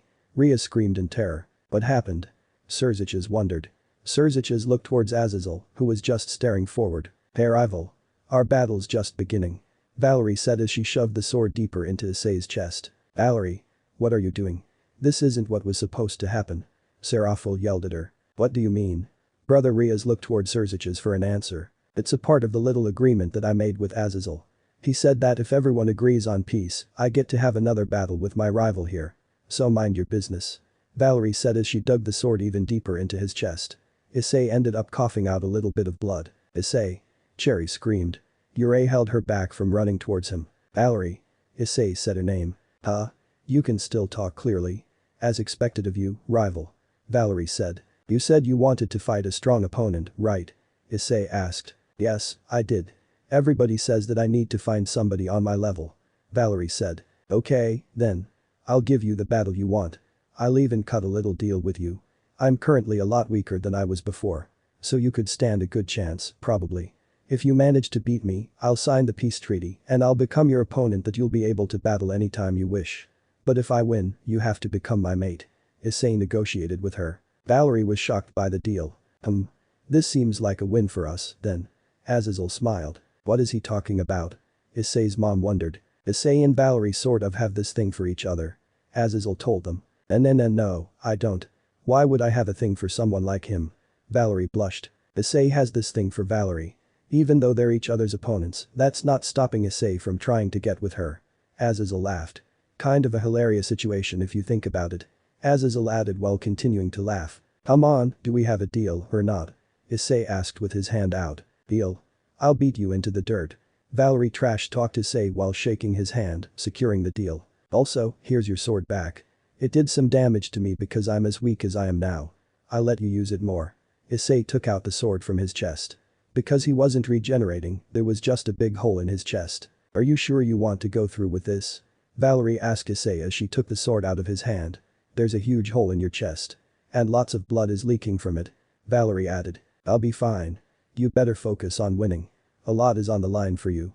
Issei told her. Valerie took to the sky with her balance breaker. Issei used his wings, which were already out, and took to the sky with her. Issei went in for the first hit. Valerie was able to block his hit with the sword. Divide. Albion called out. Valerie stole 50% of Issei's power. Issei decided to go for a dash attack, which worked successfully. Issei bumped Valerie using his head. Boost. Drake called out, doubling Issei's power. Issei went in for a punch to her stomach. Ugh. Valerie grunted in pain as Issei's fist hit her. Issei gave her another punch and sent her flying into the ground. Valerie did not receive a warm welcome from the ground as she crashed into it. Valerie's balance breaker broke into pieces. Issei flew down towards her and landed in front of her. Come on, you're not going to let it end like this, are you? Issei asked her. Valerie growled and got back up. She entered her balance breaker once more. Issei and Valerie then went back into the sky and started exchanging blows with each other. The sound of them clashing with each other was heard all throughout the battlefield. They made sure to look each other in the eyes the entire time they were exchanging blows with each other. Soon, they backed off of each other and gave each other some room to breathe. You're not bad. Issei complimented Valerie. Neither are you. Valerie complimented him back. I guess I should try to get a little bit serious, huh? Issei said as he got into a balance breaker of his own. Catch me if you can. Valerie yelled as she started to fly the opposite direction of Issei. So you're a coward now, huh? Issei said as he began to chase her around, easily catching up to her. I'm just playing around a little. Valerie said as she turned around and gave Issei a sucker punch in his face. Not expecting it, Issei went crashing down into the ground. Issei. Riaz yelled, worried about him. Issei stood back up, barely managing to get a good balance on his legs. Blood stopped leaking from Issei's eyes. Nice one. I believe it's my turn. Issei flew back up and got a good grip on Valerie's neck. He then took control of his own and Valerie's movement. Looks like we're gonna go crashing down. Issei said nonchalantly. Valerie tried to wiggle her way out of Issei's grip. Valerie was lucky enough to get herself out. She backed away from him and casted some magic in her hands and started to throw the magic towards Issei. Issei was dodging all the magic with ease. Valerie started to move her arms faster. Issei was also started to move faster, too. Boost. Drake called out. Issei went back into the fight to try and land a hit on Valerie. She was also dodging Issei's punches with ease. Come on, rival. Is that all you've got? Valerie taunted Issei. Boost. Drake called out. Issei's speed started to increase immediately. Issei started to strafe circles around Valerie. As soon as Issei was about to go in for an attack, something happened. Issei gasped as his balance breaker shattered. He started to cough out lots of blood and started to lose a little bit of balance. His damaged organs were started to affect the way he was fighting. My organs are damaged. And they're not healing. Issei said as he coughed out some blood. That's great. Issei said as he wiped his mouth with his hand. I'm not done yet. I may be damaged, but I can still fight 10 times better than you. Issei said. Valerie used this opportunity to get in closer quarters with Issei. Issei got back into his balance breaker. Divide x20. Albion called out. Issei started to become unsteady because Valerie was stealing power from him. They're putting up a good fight, partner. They're using every advantage they get. Drake said to Issei. Come on, let's finish this battle. Valerie yelled. I, who am about to awaken, am the heavenly dragon who has taken the principles of supremacy from God. I envy the infinite and I pursue the dream. I shall become the white dragon of supremacy. And I shall take you to the limits of white paradise. Valerie chanted. Valerie started to transform into her juggernaut drive form. I see. I don't need my juggernaut drive to defeat you. Issei said. The moment Issei started to get close to her, Valerie used her divine dividing to divide a lot of his power. Divide x135. Albion called out. Issei fell to the ground. When he hit the ground, his balance breaker shattered once again. Issei crashed into the ground, knocked out. Issei. Rhea screamed. Issei sat there knocked out on the ground. Issei's POV. What was I doing all of this for? I've been pretty much destroyed. I can't move my body that much. I've never felt this weak in so long. So this is what it feels like. Hey Issei. Someone greeted me. I looked behind me and I saw Death. Death was someone wearing a dark hooded cloak around it, not letting its face be seen. Oh. Hey there, Death. How's it going? I asked Death. Could be better. How does it feel? Death asked me. How does what feel? I asked Death. To be beaten. To be betrayed. You know, the people you loved and cared about went against you. Death said to me. They didn't betray me. They just wanted the opposite of what I wanted. They wanted me to have peace, and I didn't want that. I guess I kind of have an ego, don't I? I asked Death. You kind of do. You act so high and mighty and then you fall all the way down to me. Death said to me. I guess you're right. If a war was to break out, the people I care about could be at risk of being targeted. I've seen what happens and nothing good comes out of war. But why didn't I want peace? I wondered. That's for you to wonder, Issei. Right now, what do you want to do? Death asked me. I don't know. I guess I'm tired of having a grudge. They did this for my own good. They even got my parents to say something. I thought to myself out loud. Well, I now know what I have to do. Also, how was Kateria's soul? I asked Death. It was probably the best soul you've brought me so far. It's been a big pleasure of mine working with someone so talented. You've been able to kill so many people and bring me so many souls. Death complimented me. Yeah. Expect a lot more to come. Now for the hard part, how do I get out of here? Where's the exit? I asked. Right now, we're inside your mind. All you have to do is wake up. Death said to me. You're right, I guess. Time to make peace. I stated. She'll battlefield. I woke feeling a lot of pain. I looked down towards my chest and I saw that there was a sword stuck inside of me. I pulled the sword out of my chest and got up from the ground. I've lost. I said. Valerie was shocked to hear that come out of me. While Valerie was shocked. Not only was she shocked, but everybody that was inside the protective barrier heard me. The protective barrier went down as I turned around to face everybody. I then looked at my arms and legs to see how much scrapes and injuries I had. Still not regenerating. Such a shame. I thought to myself. I walked towards everybody. Valerie put away her juggernaut drive. Issei has muttered my name. I'm sorry. I don't know what I was thinking. I apologized. Yurei and Cherry smiled at me. I looked down towards Serziches, Sarah, Michael and Azazel. War brings nothing but despair to everyone who's affected and the people they love. Nobody likes having the people they love be taken away from them. I said to them. Does this mean Seraphil muttered as she looked towards everyone else. Yes. I'll sign the peace treaty. I confirmed. Seraphil screamed out of happiness and everyone smiled. Michael. Can I have a request? I asked Michael. I should probably say it quick because I feel like I'm gonna faint again. If it's within my power, sure. Michael smiled at me. Can you let Asia and Zenobia pray once again? I'm sure having two devils wouldn't damage the system. Plus, they're still very hard believers. I said, trying to convince Michael. Asia, Zenobia. Even though God is no longer with us, will you still pray nonetheless? Michael asked them. Yes. Even though the Lord is gone, I would still like to pray.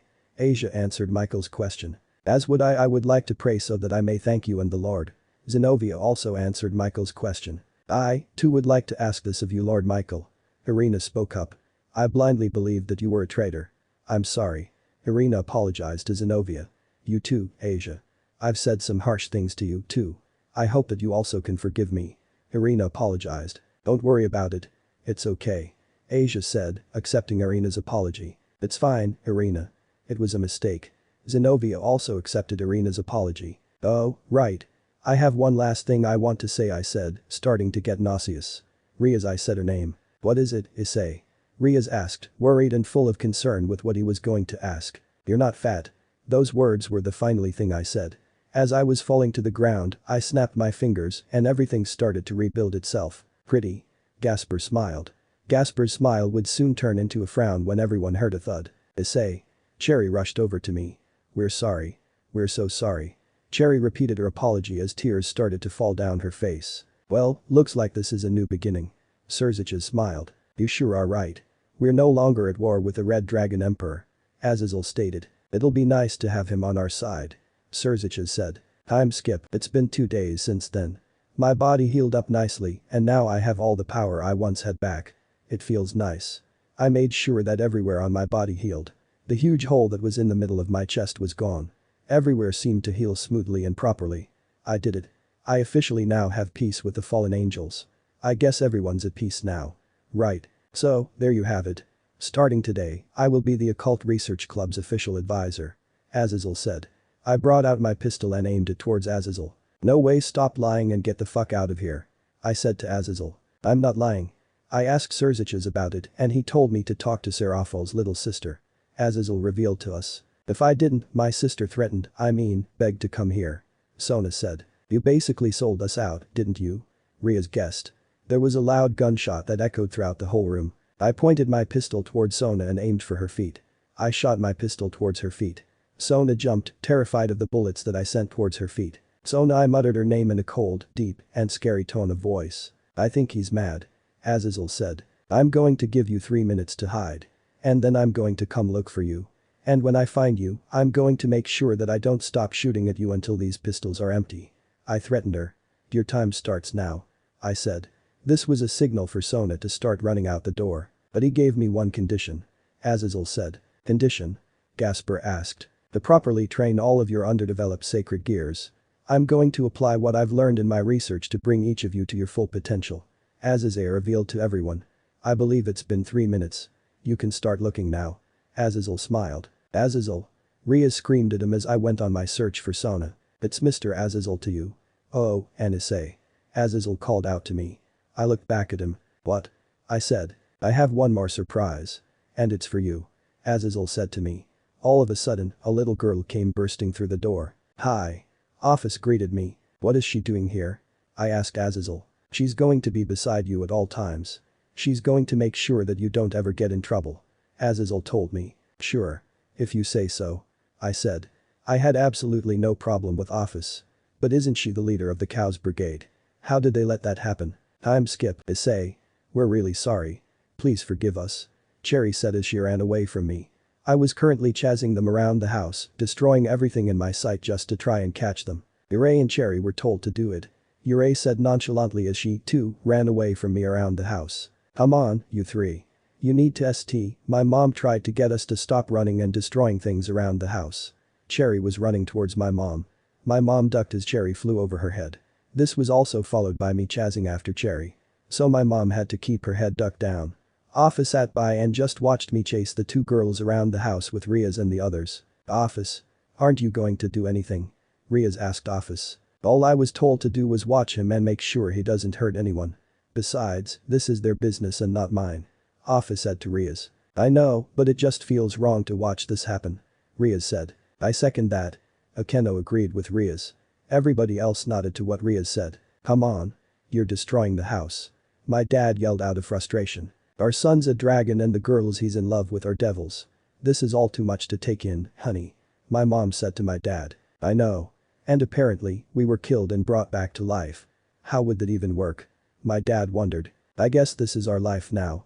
Ria smiled while the sound of the house being destroyed and the sound of Cherry screaming in terror from being chased down by me echoed throughout the entire house. Well, we should probably head upstairs and let them sort this whole thing out for tonight.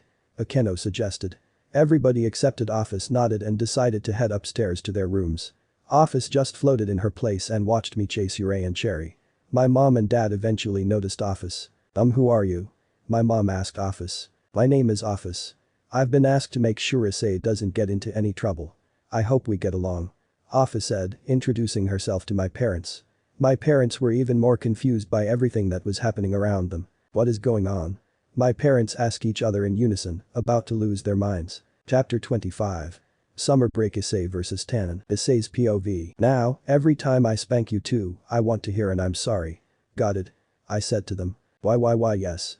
We understand. Cherry answered on behalf of them both. Good. I summoned a whip and then started whipping them with it. The whip would make a crack sound every time it made impact with theirs butts. We're sorry. Cherry would scream in pain. Yurei would just say ow. She wasn't really that keen on showing her pain or emotion. Both of them were in their birthday suits because I told them to be.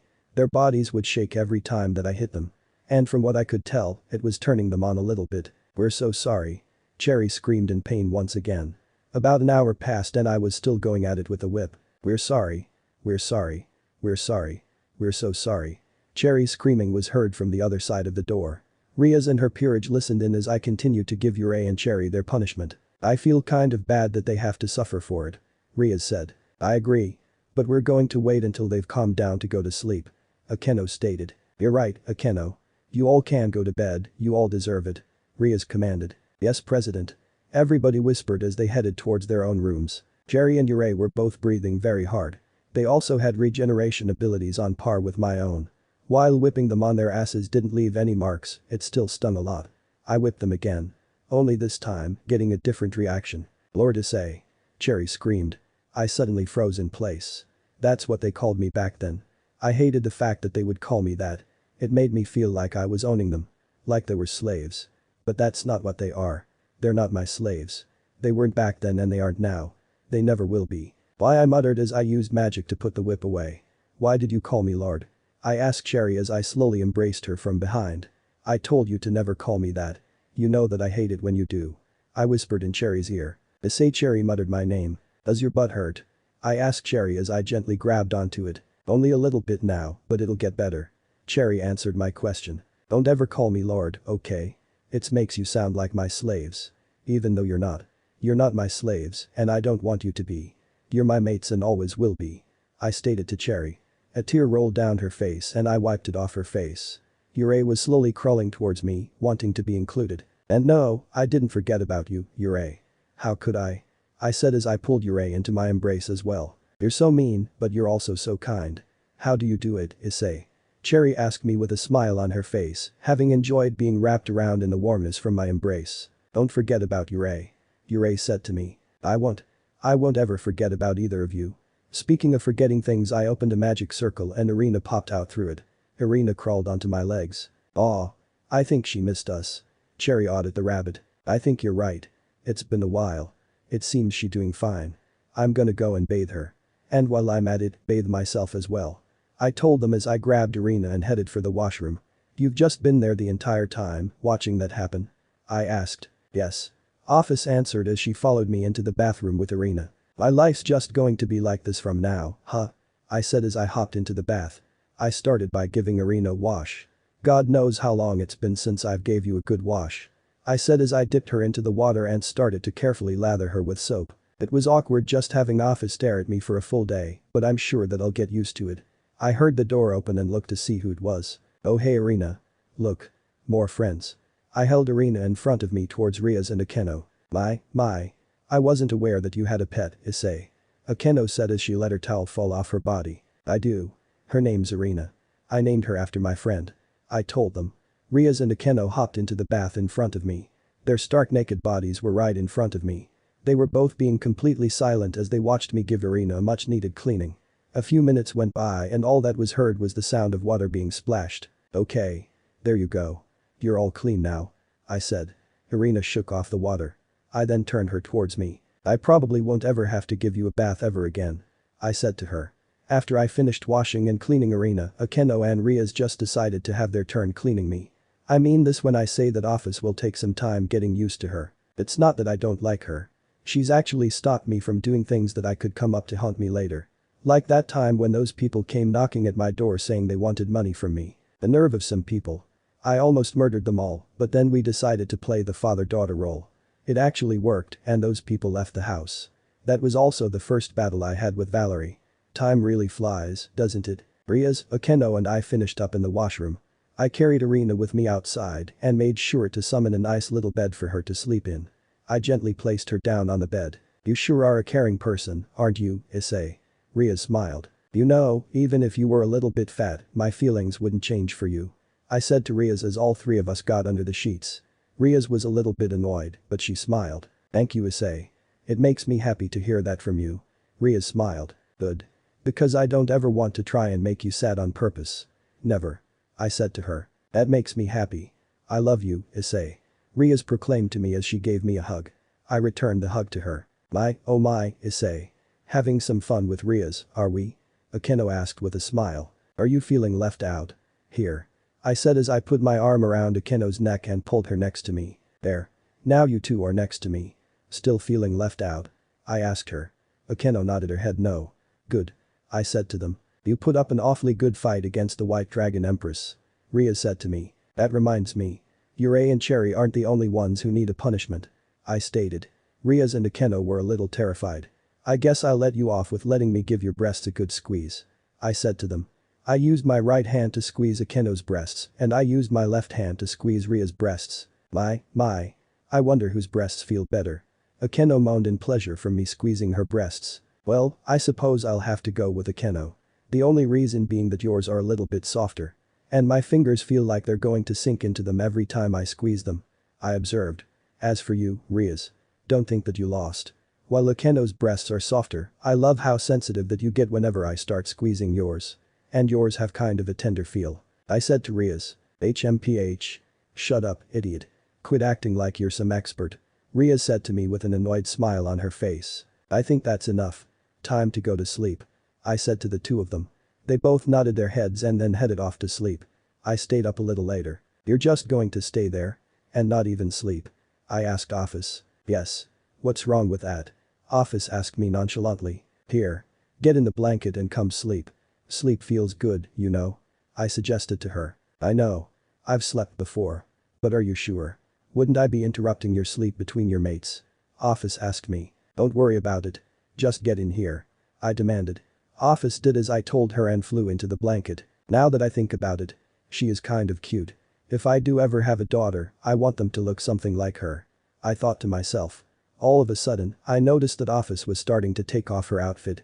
Soon, she was completely naked in front of me. Office. Why are your clothes off? I asked her. What do you mean? Office asked me.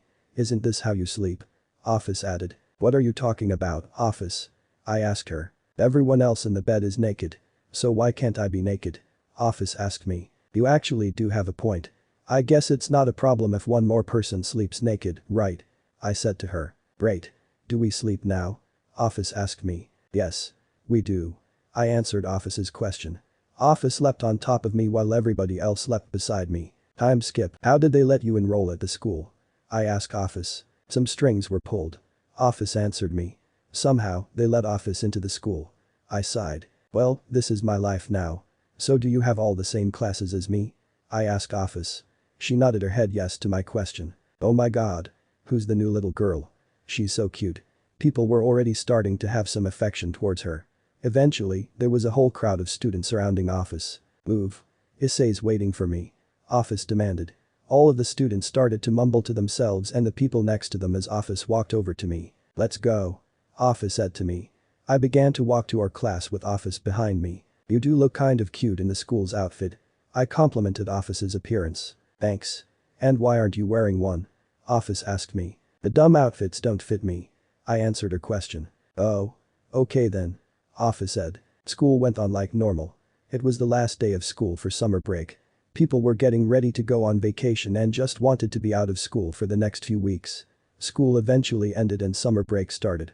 We then went to the occult research club room to relax.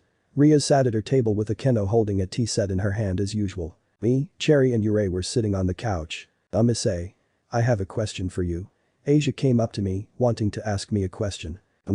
Sure. What is it? I let Asia ask me her question. What is hex? Asia asked me. This was shocking for me to hear.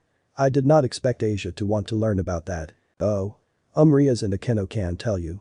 I said, not wanting to answer her question. Oh no Issei. You're the expert. After all, you've done it with so many after all, right? Rias pushed the question back onto me. You sure are, Issei. Akeno laughed. Okay, oh well, I stuttered. Asia, what made you want to come and ask me that question? I asked her. Well, Laika was talking to me and Zenobia, she eventually brought up you. She then went on to say how we'll eventually end up having hex with each other because we love each other. Or something like that. Asia explained to me. Of course it had to be her. The stupid bitch. Asia, I sighed.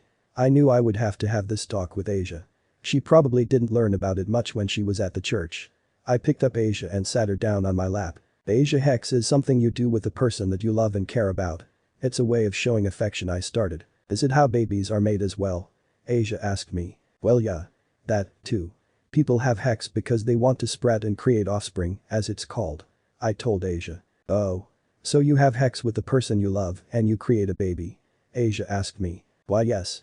I answered Asia. Well, how is hex done? How do you do it? Asia asked me. Why does she have so many questions? Well, first. You need a boy and a girl. Both of them have to love each other. And when you're having hex with someone it's important that you're both. I stopped for a moment. What's wrong, Issei? Come on. Tell us how to have hex. Rias teased me. Yeah. I want to know more. Zenobia said as she sat down on the other couch, interested in the subject. A free lesson. Why not? Kaneko also sat down on the couch. Not you too, Kaneko. A hex lesson. I guess I want to learn, too. Gasper said, sitting next to Kaneko on the couch. It's important that you're both naked. What happens next, I gulped. Is that the boy has to insert his penis into the girl's vagina. They have to move. The boy or the girl has to move. And after a while, they'll start to feel good. And when the boy feels good up to a certain point they'll shoot out a fluid called. I paused for a moment. Come on, Issei. Tell us. Tell us. Cherry teased me. They're doing this on purpose. SSSS Heman. The boy will shoot out Heman into the girl's vagina. I finished. Oh. So that's how it works. But how does someone get pregnant? Asia asked me. Heman has something inside of it called sperm.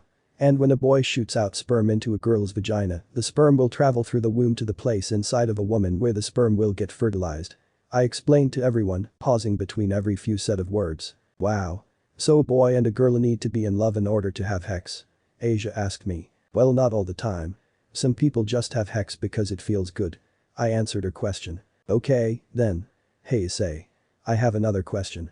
Asia said to me. What is it? I said to her, waiting for her question. You said that you loved me, right? Does that mean that we can have hex? Asia asked me. Oh, Asia. I love how pure she is. We will. I paused my words. Or do you not want to? Asia asked me with her puppy dog eyes. Is there something wrong with me? Asia asked me. No. There's nothing wrong with you. And of course I would want to do the thing with you. But that's only if you're ready for it. I said to her. Ready for it? Asia wondered what I meant. Yeah. It takes a lot to take care of a child, let alone have the courage to say you want one. If you're ever ready for it, just tell me. Well, that's if we're still together by then. I said to her. Oh. Got it. Asia smiled. Also, Aika said something else. Asia brought up. What was it? I asked her. She said something about you being a 12-inch when it's hard. What did she mean? Asia asked me. No response came out of me. He's mad. Drake said to everyone. Heh. Funny. Office said with her phone out, recording everything. Office. You were recording that whole thing? I asked her. Yes. It was funny. Office answered me. Her expression says otherwise. You are not going to post that, are you? I asked her. I am. It's funny. Office stated. You will not be posting that. I said. Office got on her legs and started to run off. Where the hell do you think you're going? You bring your little ass back here. I said as I got off the couch and started to chase Office around the school. Rias sighed. When Issei gets back, someone tell him that we're going on a vacation to the underworld tomorrow. Riaz announced to everyone. Wait, we're going to the underworld, too? Gasper asked Riaz. You're my servants, so it's natural that you'd come with me. Riaz answered Gasper's question. I'm going to the underworld while I'm alive. I'm even going to pretend I'm dead to set the mood. Asia said, excited to go. I'll be stepping in the realm of devils. I guess it is fitting that I'm a devil now. Zenobia said. I'm going to the underworld too. Azazel suddenly appeared in the room. Oh. Hey Azazel. Ure greeted Azazel. Mr. Azazel. When did you get here? Riaz asked him. If you aren't able to tell when I am present, then you definitely need more training. Azazel smirked. These two already know what they're doing. They were able to know when I was here. Azazel said. Your presence is easy to detect. Cherry said to him. Office ran back into the room and I grabbed her by her hair. Put me down. Office requested. No. I denied her request to put her down. Now give me your phone so I can delete the video. I requested. Over my dead body. Office said to me. Dead body, huh? I guess that's the answer then. I said as I raised Office higher, about to slam her into the ground. Issei. Riaz yelled at me, getting my attention. What is it? I said, putting Office back down on the ground. We're all going to the underworld tomorrow. Riaz told me. Oh. Cool. I said as me and Office looked at each other. Time skip. We were now on a train that goes to the underworld. To be honest, I thought we were just going to use teleportation magic to get there. A train to the underworld. I've surprisingly never heard of it. Why are you on top of my lap? I asked Office. I see everyone else do it all the time. Why can't I do it? Office wondered. I sighed. It feels nice. And you're very warm. I like this. Office said to me. If you dare fall asleep on me, I'll throw you out the window of this train. I threatened her. I'll take that chance. Office said as she got comfortable. Kaneko, are you not hungry? Gasper asked Kaneko, not getting a response from her. She was staring outside of the window. Kaneko. Gasper called out to her once again. Don't worry. I'm fine. Kaneko said with a smile on her face. How are you two doing? I asked Ure and Cherry. We're fine. Cherry answered me. Ure also answered me by nodding. Don't worry, we're almost at Citri. Riaz told everyone. But Citri?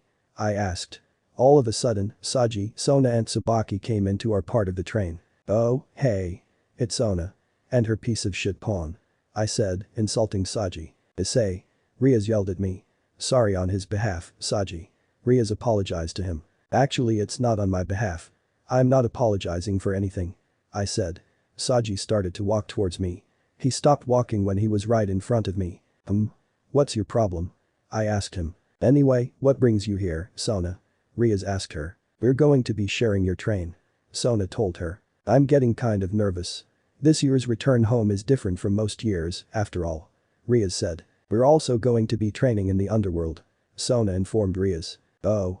That's nice. Riaz said to Sona. Train? All we were told to do was accompany you, President. Zenobia said to Riaz. We are also going to be training. Riaz confirmed to Zenobia. Anyways we should probably get going. Sona said to Riaz. Like I said, I'm not doing that. I said to Saji in a calm manner. Please. I know you can do that. Don't you dare lie to me. Saji screamed. You might want to be quiet. You'll wake up the sleeping Office. I warned him, pointing down to Office who was sleeping on my lap.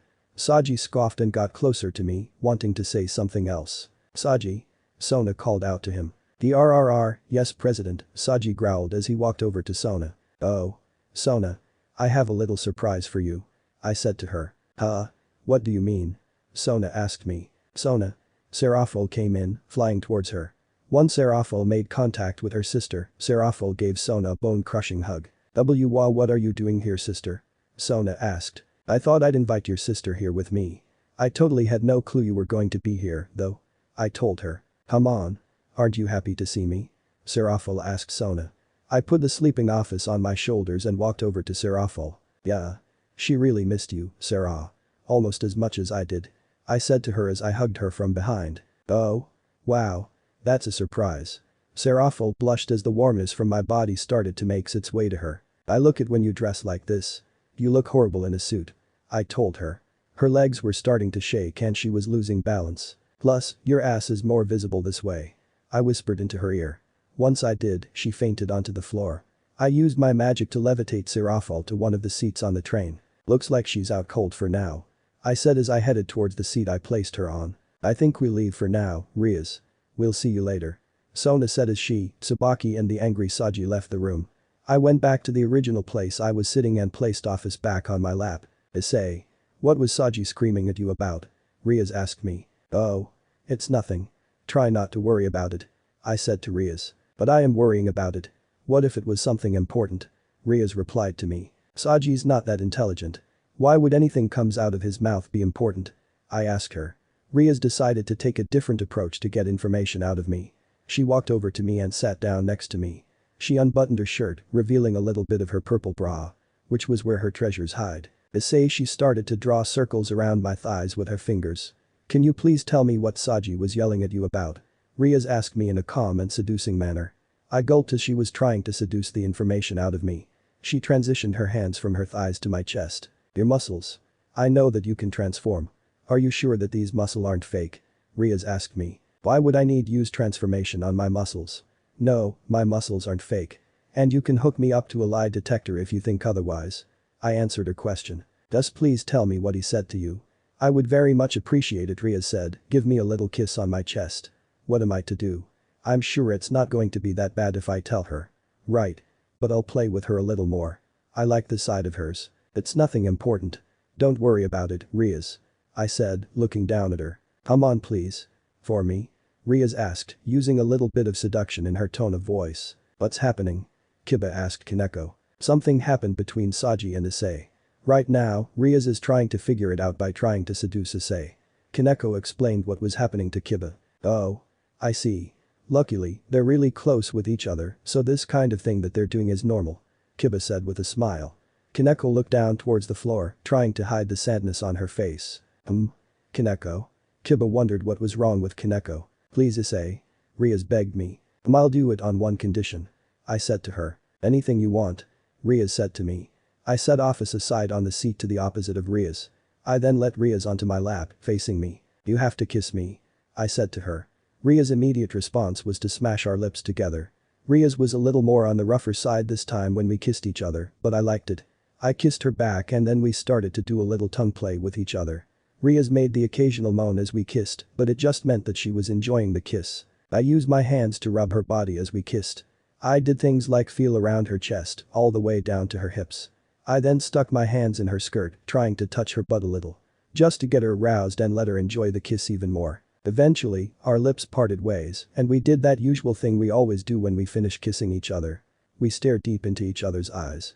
In these moments, the only things we think about are each other. I always forget how good you are at kissing. Riaz smiled at me. And I always forget how much I love to kiss you. I replied to her. Hey, you too. Cherry called out to me and Riaz.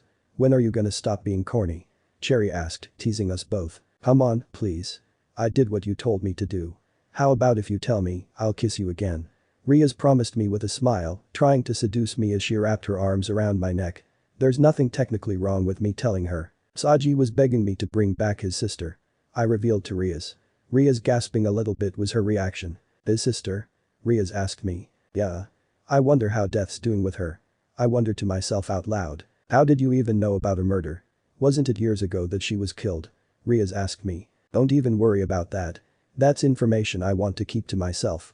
I answered her question, not giving her the answer she wanted. Please, I don't want us to keep secrets from each other. Riaz said to me. Riaz was going to take that approach to it. Come on, Riaz. The whole point of a relationship is trust. Wouldn't you trust me if I was around a group of fallen angels?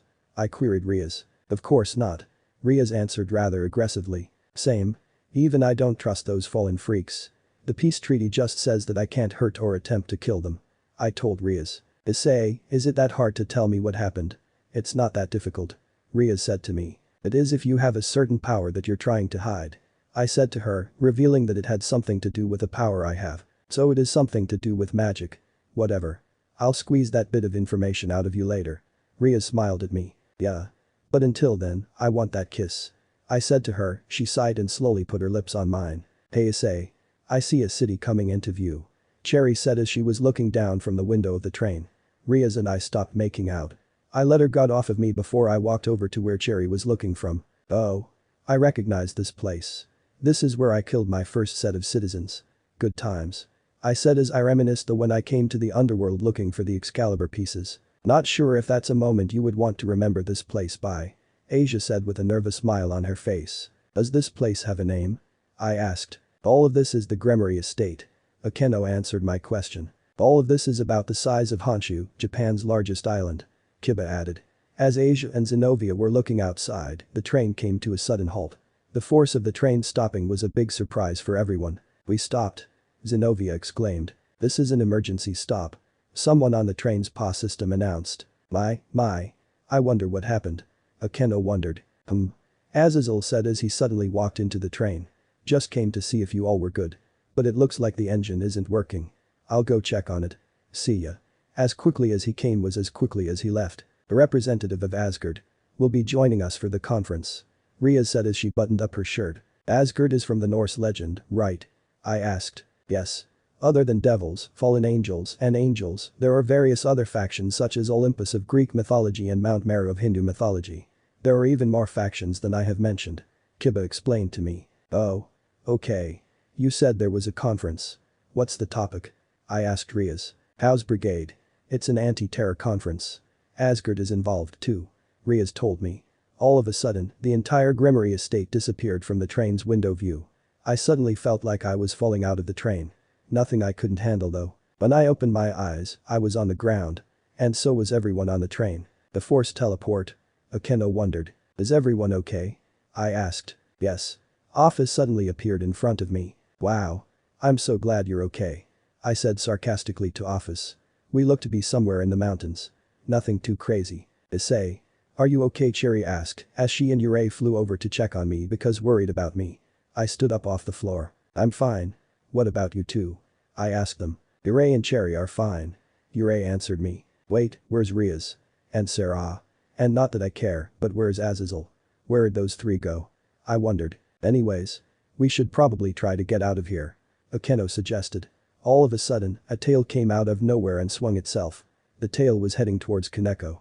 Because neither she nor anyone else was expecting the attack, Kaneko couldn't not fight back in time. The tail's strong force hit Kaneko. Kaneko's body slammed into the mountain. To make things worse, the force of the hit was so strong that rocks started to tumble down from the top of the mountain. Because Kaneko was injured and couldn't move, the rocks tumbled on top of her and overall crushed her. Kaneko groaned in pain as the boulders and rocks that were rolling down the mountain hit her on her head and the rest of her body. Kaneko? Akeno screamed, worried for her. The rocks and boulders that tumbled on top of Kaneko started to shake. Kaneko used every last bit of strength to get herself out of there, which worked successfully. Kaneko had cuts, scrapes and bruises all over her body. Accompanying all of the injuries was ripped clothes and blood stains all over her. Blood started to stream from my eyes again. My aura started to make itself known as there was now a dark purplish light surrounding my body. Kaneko? Are you okay? Gasper asked her as he helped her stand up. Kind of, I'm just a little hurt, Kaneko said, trying to brush off her injuries. Issei. Cherry. I said to them. Issei. Are you okay? Cherry was cut off by me. Take the others to safety. Now. I said, putting very deep bass in my voice, almost scaring them. Oh? Yes. Got it. But what are you going to do? Cherry asked me. I slowly turned around to her and Issei, revealing my face full of bloody tears. I'm going to kill whoever hurt Kaneko. I declared to them. Both of them nodded and took off. Come on, Office. Cherry said, grabbing Office and then running to the others. Zenovia had her Durandal out, ready for any other attacks. What was that? Zenovia thought, asking herself what just happened. Come on, everyone. Cherry demanded. Asia helped Gasper with Kaneko and ran towards Issei, Cherry and Office for safety. Accompanying them was Akeno and Kiba. Where are we going? Kiba asked. Up. Office answered, using her finger to point towards the sky. Issei created a bubble with her magic. Once everyone was inside of it, she took to the sky with it. Issei snapped her fingers, and Kaneko was completely recovered. Wah www, what is that? Gasper asked with the pitch of his voice raising a little because the fear he was feeling. The mountains were blocking it, but soon it came into view. The mountains were blocking it, but soon it came into view. Tannen. Office muttered the dragon's name. Everybody inside of the bubble looks at Office. Who? Asia wondered. He's a former dragon king. He has lots of power. Office told everyone nonchalantly. Lots of power? Can Issei defeat it? Gasper asked, shaking from fear. Who knows, Gasper? We'll just have to trust in Issei's power. Kaneko said to Gasper, being unsure about how the battle would turn out. I slowly walked towards the dragon. My wings started to expand from behind my back and I took flight with them. This is clearly a dragon. And looks to be very strong. What's its excuse for attacking us? Whatever. I don't care. He's not going to have time to talk when I'm done with him. Once I flew close enough to the dragon, I looked at it in its face. It was a long bit of silence between us. I didn't talk and he didn't make a sound either. We stayed in the positions that we were in, waiting for one of us to make a move. Red Dragon Emperor, the dragon thought to itself. The dragon was the one who made the first move. It roared very loudly and then swung its tail at me. I summoned Denzel to my hands. When the tail was within enough range, I swung my sword and it sliced off the dragon's tail like butter. The dragon roared in pain from its tail no longer being attached to its body. I then used magic to levitate the tail over to my free hand. Once the dragon's tail was in my hand, I took a huge bite out of it. Some blood splashed onto my face as I took another bite out of its tail. As I finished eating its tail, I slurped up some blood that was left on my mouth. There was a lot of blood on my mouth once I finished eating the tail of the dragon. The dragon roared once again and then started to shoot fire out of its mouth, as a dragon should. Fire breath, huh? Weak. I said coldly.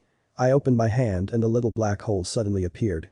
The black hole completely swallowed up its fire breath like it was nothing. Once all of the dragon's fire breath attack disappeared, my black hole also disappeared. Is that it? Or do you have more? I taunted him in a quiet tone of voice.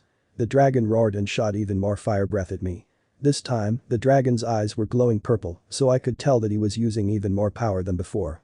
I put my hand out and used some water magic to repel its fire breath attack. Both of our attacks calmed down after a while. Surely you have another one. Come on. I said to the dragon. The dragon roared and started to charge itself at me. The dragon increased its speed. The horns on its head grew even longer. And when he got close enough, both of the horns on its head pierced through my chest. Issei. I heard Asia cry out to me.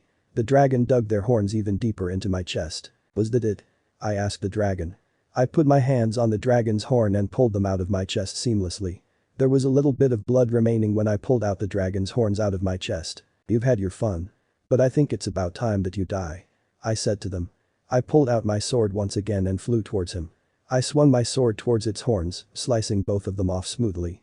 The dragon screamed in pain after I sliced the horns off of its head. How was that? How did it feel? I asked the dragon. The dragon roared at me as its response. What am I doing? I don't need a sword. I said as I dropped my sword to the ground and let my magic dissolve it to where I could use it for later. I'm going to kill a dragon with my fists. I declared as I started to crack my knuckles. Here I go. I warned him as I started to fly my way towards him. I went straight for the dragon's stomach. I succeeded in giving him a punch to its stomach. The punch sent him flying into a mountain. This dragon is quite durable.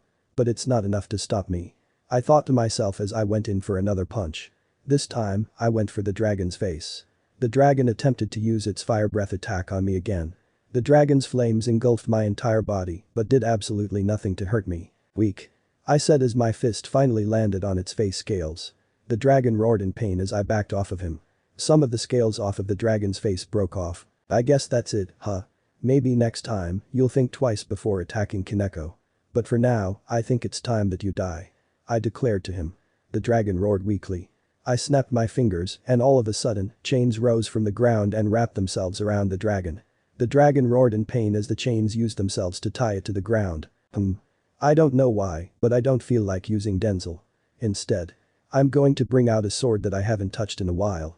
I decided to myself. I summoned Excalibur to my hand. I forgot what it feels like to wield this thing. I spoke to myself. Blood dropped from my face onto my hand. I decided to give my own blood a taste. A bit more on the salty side, but not bad. As I was talking to myself, the dragon loudly in pain. I see you've noticed. Let me tell you what's going to happen. I'm going to eat you alive. And to make sure that happens, those chains are designed to give you a shock every few seconds. I explained to the dragon. I flew over the dragon and made sure that my Excalibur was pointing downwards to the dragon chained up to the ground. I charged downwards towards the dragon and struck the dragon with Excalibur in its stomach. The dragon roared extra loudly from the pain. Why are you roaring? You hurt my friend. You deserve to die, don't you think? I said as I started to move the Excalibur down its stomach, slitting it open. The chains did their job and shocked the dragon, earning a loud roar full of pain from the dragon. It roared really loudly when I stabbed it with Excalibur. Something's not right here. I thought to myself as I was searching around in the dragon's stomach for its organs. Did I hit your nerves? Too bad. Now die. I said coldly as I pulled out one of the dragon's organs from its stomach. Conveniently, the chains happened to shock him at the same time I pulled out the dragon's organ. The others were sitting up there in the bubble watching the battle from the sky. It was quite an experience for them to be able to watch a battle from a bubble. Everyone. Are you okay? Riaz asked as she and Azazel suddenly appeared inside the bubble. President. Kiba exclaimed. Everyone smiled upon her and Azazel's arrival. I'm so glad that you're all okay. Riaz said as she gave Asia a hug. Now's not the time for that. Where the hell were you? We got attacked by a giant dragon. Cherry yelled at Riaz and Azazel. Oh. Right. Where's Issei? Riaz asked in a panic. Office pointed downwards towards me, the battle happening right under them. Riaz was horrified at what she was seeing. Get me closer. Riaz requested. Are you trying to die? Cherry asked her. Just get me closer. Riaz demanded. Cherry and Urey sighed as they brought the bubble to the ground. When the bubble made contact with the ground, it popped. Everybody except Azazel and Office fell to the ground. Riaz got herself back up off the ground and ran towards the battle area. Issei. Riaz yelled. Riaz got close to the chains and almost got shocked by them, so she backed away from them a little. I turned around to reveal my face with blood all over it. Blood was leaking from my eyes still. Yet, Riaz wasn't disgusted with how my face looked now. Issei. Please come here. You can stop. Riaz yelled at me. I took my Excalibur out of the dragon's chest and threw the dragon's organ away. I got off of the dragon and the chains returned to the ground. My aura also returned to normal. I walked over to Riaz and the others. It brought a little bit of relief to see that Kaneko was not injured anymore. Riaz, I said her name. Issei, it's okay now. You can stop. Riaz said as she gave me a hug. I was quick to return the hug to her. As I was hugging her, I looked around and everyone except for one person was there. Where's Sarah? I asked Riaz. She said she had to go. But told me to tell you that she says I love you. Azazel told me. Oh. Okay, then. I said. So what happened? Cherry flew towards me and asked me a question. I don't know. Some dumb dragon attacked Kaneko, so I killed it. Wait, is it dead? I wondered looking over at the dragon. I looked down at Riaz and I looked at Azazel. They had some weird look on their faces. Okay, what the hell did you do? I asked Azazel. Riaz let go of me as she knew that I was getting suspicious. I decided to try something to get them to talk. Okay. One of you better start talking or else I'm going to kill this dragon. I decided to threaten the life of the dragon. Okay. Okay, Riaz said to me. Promise you won't get angry, Riaz requested of me. I promise that if you tell me the truth, I'll heal the dragon. I said, ignoring her promise. Please, just promise me, Riaz said to me. Whatever. Azazel, you have nothing to hide, right? Tell me the truth. I demanded. I'm Skip. The dragon stood tall with its arms crossed. Riaz looked at the ground in shame. Azazel said that he would tell me the truth if I healed the dragon. Wow. A dragon, that's a devil. I asked. It's been a while, Drag. I see this is the Red Dragon Emperor that everyone fears. The dragon talked. Oh, my. What a sight for sore eyes, Tannen. Drag spoke to the Drag. Oh. You two know each other? I asked Drag. The Blaze Meteor Dragon. In other words, the Devil Dragon Saint, Tannen. He used to be one of the Dragon Kings, but circumstances arose that turned him into a devil. Azazel explained to everyone. The dragon turned devil, that sounds awesome. Kiba commented. We asked him to help train you all. Azazel added. Train? You mean like raise our skills? Zenobia asked. I came here from Surzich's request. Don't forget that this is a favor, Azazel. Tannen told Azazel. Are any of you hurt? I'm sorry for tricking you all. I was against this, but my brother insisted. Riaz apologized to everyone. Luckily, Kaneko was the only one that got hurt. But she's fine. I said to Riaz. Should I say sorry to you? I asked Tannen. No. I completely understand. Anybody would have acted the way you did if that happened. I'm sorry. Tannen apologized to me. No. I feel like I should apologizing to you. After all, I did slice off your tail. So, I'm sorry. I apologized back to Tannen. What I was trying to do was see how you would all act in a surprise attack. Looks like I got my answer from Issei, but I think I know how to train you all now. Azazel smiled. Anyway, it wouldn't do any good to show up to my house dirty. Riaz said with a smile, glad that everyone was okay. I'm Skip. No. I'll just take a bath later. Gasper said. Aspie? Come on, you're a guy, so what are you getting embarrassed for? I asked him. Riaz took us to a hot spring in the underworld. Personally, I've never actually been to one, meaning neither have the twins. The way the hot spring is set up is that the girls are on the top level of the hot spring and the boys are on the bottom level of the hot spring. And don't hold the towel up to your chest. You don't have anything to hide. You know. Look at Azazel. He's not hiding his chest. Nor are Kiba and I. So stop hiding it. I said, trying to convince Gasper to put down his towel. No. I want to keep it on me. I'm nervous. Gasper screamed. About what? Just stop whining and get in the bath. It'll feel good. I said to Gasper. No. I don't want to. Gasper resisted. Get in the bath before I make you drink my blood. I threatened him, using the deeper parts of my voice. Gasper screamed and ran into the bath and hid behind Azazel. My. Kiba smiled. Well, we're here, might as well try to have some fun. I said, summoning water guns for everyone and then throwing them towards Azazel, Kiba and Gasper. What are these? Gasper asked as he grabbed one from the water. Water guns, Gasper. And I take it Issei here is challenging all three of us to water duel. Azazel smiled. No. It's a free, I was cut off by Kiba shooting water at my face. Got you, Issei. Kiba said with a smile. I grew my extra pair of arms and summoned 3 extra water guns for myself. Azazel smiled and then surrounded me. Gasper smiled and decided to join in too. Joining next would be Kiba. All 3 of them had their water guns pointed towards me. Well, Issei. We have you surrounded. Give up. Azazel said, playing the role of a police officer. Well, I have all of you surrounded as well. I said to them. I started by shooting Gasper with water. Ah. Gasper screamed playfully. Azazel and Kiba teamed up on me and started to shoot at me. I tried to dodge all of the water that they were shooting at me. Gasper got back up and then got back to shooting water at me, seeking his revenge. Gasper was successful in hitting me. I got distracted by trying to figure out who was the one that hit me. I got so distracted that I let my guard down. I was suddenly getting bombarded with water by Azazel, Kiba and Gasper. How does that feel, Issei? Wanna give up? Gasper asked me. I don't know anymore. I said as I just sat there watching them throw all their water at me. From above was the girls' level of the hot spring. Meaning that they were able to look down at us from up there.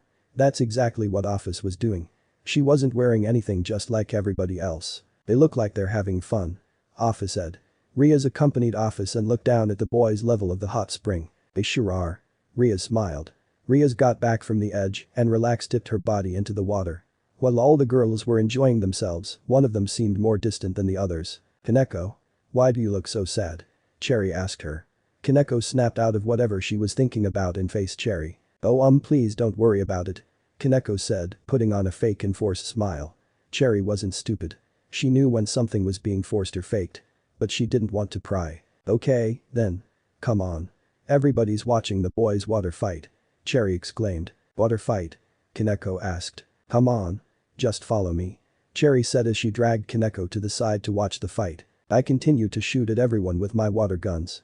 The girls above all decided to place bets and take sides to who was going to win. And spoiler alert, they all chose the opposite side over mine. They had the advantage in numbers, but I had the advantage in the number of water guns. Looks like you have the girls cheering for you all. That's nothing new to Kiba, but I suggest that you try to impress them. I'm talking to you, Gaspy. I said, looking at Gasper. Okay. Gasper yelled. Azazel shot the first bit of water towards me. I was able to dodge it, but it was quickly followed by Kiba firing his water gun towards me with Gasper to accompany his shots. Some of the shots hit me, and the girls started to cheer for them. I was going to let them shoot me a bit more before I fired back at them. Everybody was laughing and overall just enjoying themselves. Even Yurei was letting a few chuckles slip out of her mouth. I've never seen everyone this happy. I continued to admire everyone's laughter before I decided to start my attack. I think you 3 have had your fun. I think it's my turn now. I said as I pointed my water guns towards the 3 of them. These water guns are full, and I'm going to make sure that I empty them out. I taunted them. I began by shooting Kiba. Kiba tried to retaliate by shooting his water gun, but discovered that he was out of water. Not being able to do anything, Kiba laughed as he tried to block the water from hitting his face with his hands. Once I was done with Kiba, I turned towards Gasper. He yelped as he felt my gaze on him. I pointed all 4 of my water guns towards him and wasted no time in waiting. I shot the water guns towards Gasper and they all landed somewhere on his chest. Ahhh. Gasper screamed playfully. He ran around the bath as my arms tracked him and didn't waste any time to stop. Once I felt satisfied, I stopped shooting at Gasper and turned behind me to face my last opponent. Well. I guess you're my last opponent. I said to him. That's what it looks like. Azazel replied to me. You still have water? I asked Azazel. Yep. Mine's full. Azazel answered me. Alright, then. We go all out then. I said to Azazel. As you wish, then. On your count. Azazel got the water gun in his hand ready. Okay then. 3, 2, 0. As I was about to finish my countdown, I suddenly got a really bad headache. I dropped the water guns that I was once wielding and put my hands onto my head. I was groaning in pain as I held my head. You okay, Issei? Azazel asked, concerned for me. Soon after he asked that, blood started to leak from my eyes. Kiba and Gasper were starting to get a little freaked out as my blood started to make its way all over the bathwater. Gasper and Kiba got out of the bath along with Azazel and watched me hold my head in pain in the bath. What's going on? Zenobia yelled, asking the guys. Something seems to be wrong with Issei. Azazel yelled, answering Zenobia's question. I'll be fine. Just leave me alone for a bit. I said as I put my extra pair of arms away and walked out the bath with a trail of blood following me wherever I was walked. Issei Keno wondered what was wrong with me, as did everybody else. I made sure I was out of everyone's sight before I opened up a magic circle and went through it. I was too unfocused to notice that Office had followed me through the magic circle. I was back in the void. The place that was filled with absolute nothingness. Blood dripped into the void and seemed to disappear when it fell deep enough. What's happening? I said as I brought my hands towards my face. My hands were fully engulfed in the blood that was being secreted from my eyes. Soon, my arms started to feel some pain. I tried not to let myself groan too loudly. Even though no one was around, I still don't like to hear myself groan in pain. I used some magic to help rid of the pain that was inside of my arm and my headache. I used some of my water magic to wipe my hands clean of the blood. It seems I'm having a bit of power trouble. No big deal because no one got hurt yet, I thought to myself out loud. I turned around and Office caught my eye. What are you doing here? I asked her. It's been agreed on that I would make sure you don't hurt anybody. Don't you remember? Office reminded me. I guess you're right. I said to her, remembering what she told me. Are you going to tell everyone? I asked her. Would you like me to? Office answered me, replying with her own question. I'd prefer it if you didn't. I answered her question. So you're going to keep a secret from them? Office asked me. But they don't know, can't hurt them, right? I pointed out. Okay, then. I'll keep this a secret. But you'll have to tell them at some point if it starts to get out of control. Office told me. I know. Now come on, before they start to get more worried than they already are. I said as I opened a magic circle and let Office through it. I followed her through the magic circle and it closed behind us. Issei. What happened? Yurei asked me. Office looked at me and I looked back at her. Nothing to worry about. I answered her question. Are you sure? You left kind of quickly and left everyone worried about you. Azazel told me. Perhaps Office knows something. Azazel suggested. You two have been looking at each other ever since you've came back here. What do you know, Office? Azazel asked Office. Nothing's wrong. I can confirm that. Office answered Azazel's question. How do I know you're not lying? Azazel asked her, getting a little bit serious. What do I have to lie for? Office answered Azazel's question. Azazel looked at Office, trying to look for any lies in her words or on her face. Okay, come on, everyone. Azazel brushed off his suspicion. Everybody looked away from me and Office and went to their respective changing rooms. Well, that went better than it was supposed to. I said to Office. Yeah. Office replied to me. I looked behind me and what caught my eye was Rhea standing at the door staring at me with worry in her eyes. After this caught my eye, I walked over to Rhea's and gently put my hand on her head, giving her a little head rub. Are you worried or something? I asked her. Just a little. You said your eyes only start bleeding if you're upset. What are you upset about? Rhea's asked me. I wasn't upset. It just happened, but I'm fine now.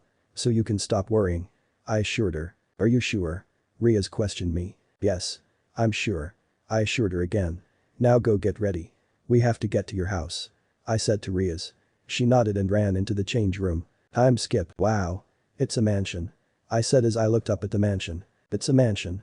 I said as I looked up at the mansion. And not my image. Yes. This is my house. Rhea's confirmed. Awesome. Can I destroy it? I asked her nonchalantly. Well, no, you can't destroy it. Rhea's yelled at me. The door suddenly opened and Rhea's recollected her composure. Welcome home, Milde and her peerage. Grafia greeted us at the door. Azazel left to go and prepare the training and Rhea's took us to her house. Grafia looked up at me. We stared at each other before she finally let us inside. I feel like we're being watched. Asia pointed out as she walked with the rest of us. Bremery Mansion, huh? Office said as she looked around. As Grafia was leading us inside, there was a line of butlers on one side of the room and a line of maids on the other side of the room. I assumed they were all smiling because Rhea's is back home. It wasn't hard to notice the few maids that were gazing at me. Auntie Rhea's. Welcome home. A boy with hair that's a similar color to Rhea's ran towards her and gave her a hug. I'm home, Milikas. Rhea's returned the hug to him. President. Is this your nephew? Asia asked her. Yes, he is. You should introduce yourself. Rhea said to him. Okay. He said. I'm Milikas Gremery. Nice to meet you. Milikas introduced himself. Milikas introduced himself. And not my image. So cute. Asia commented on his appearance. Milikas then noticed the really big dragon in the room. Or in other words, me. Oh. Red Dragon Emperor. Milikas then surprised everyone by sprinting towards me and giving me a hug. Red Dragon Emperor. Where? I asked, not showing any kind of emotion as I looked around, playing a little joke. Come on. How could I forget someone who saved my life? Milikas said. Someone who saved your life. Oh. That. I said. What does he mean, Issei? Hyoudou asked me. Milikas. What are you talking about? Riaz asked him. Auntie Riaz, you don't remember either. The Red Dragon Emperor saved all of us from those fallen angel prisons. Milikas reminded everyone. Oh. Yes, I do remember. Riaz remembered. But how do you know it was him? Riaz asked Milikas. He visited me and the Phoenix's daughter when we were in the same cell. Milikas pointed out. Why say? Is this true? Riaz asked me. I guess. I don't remember it that well.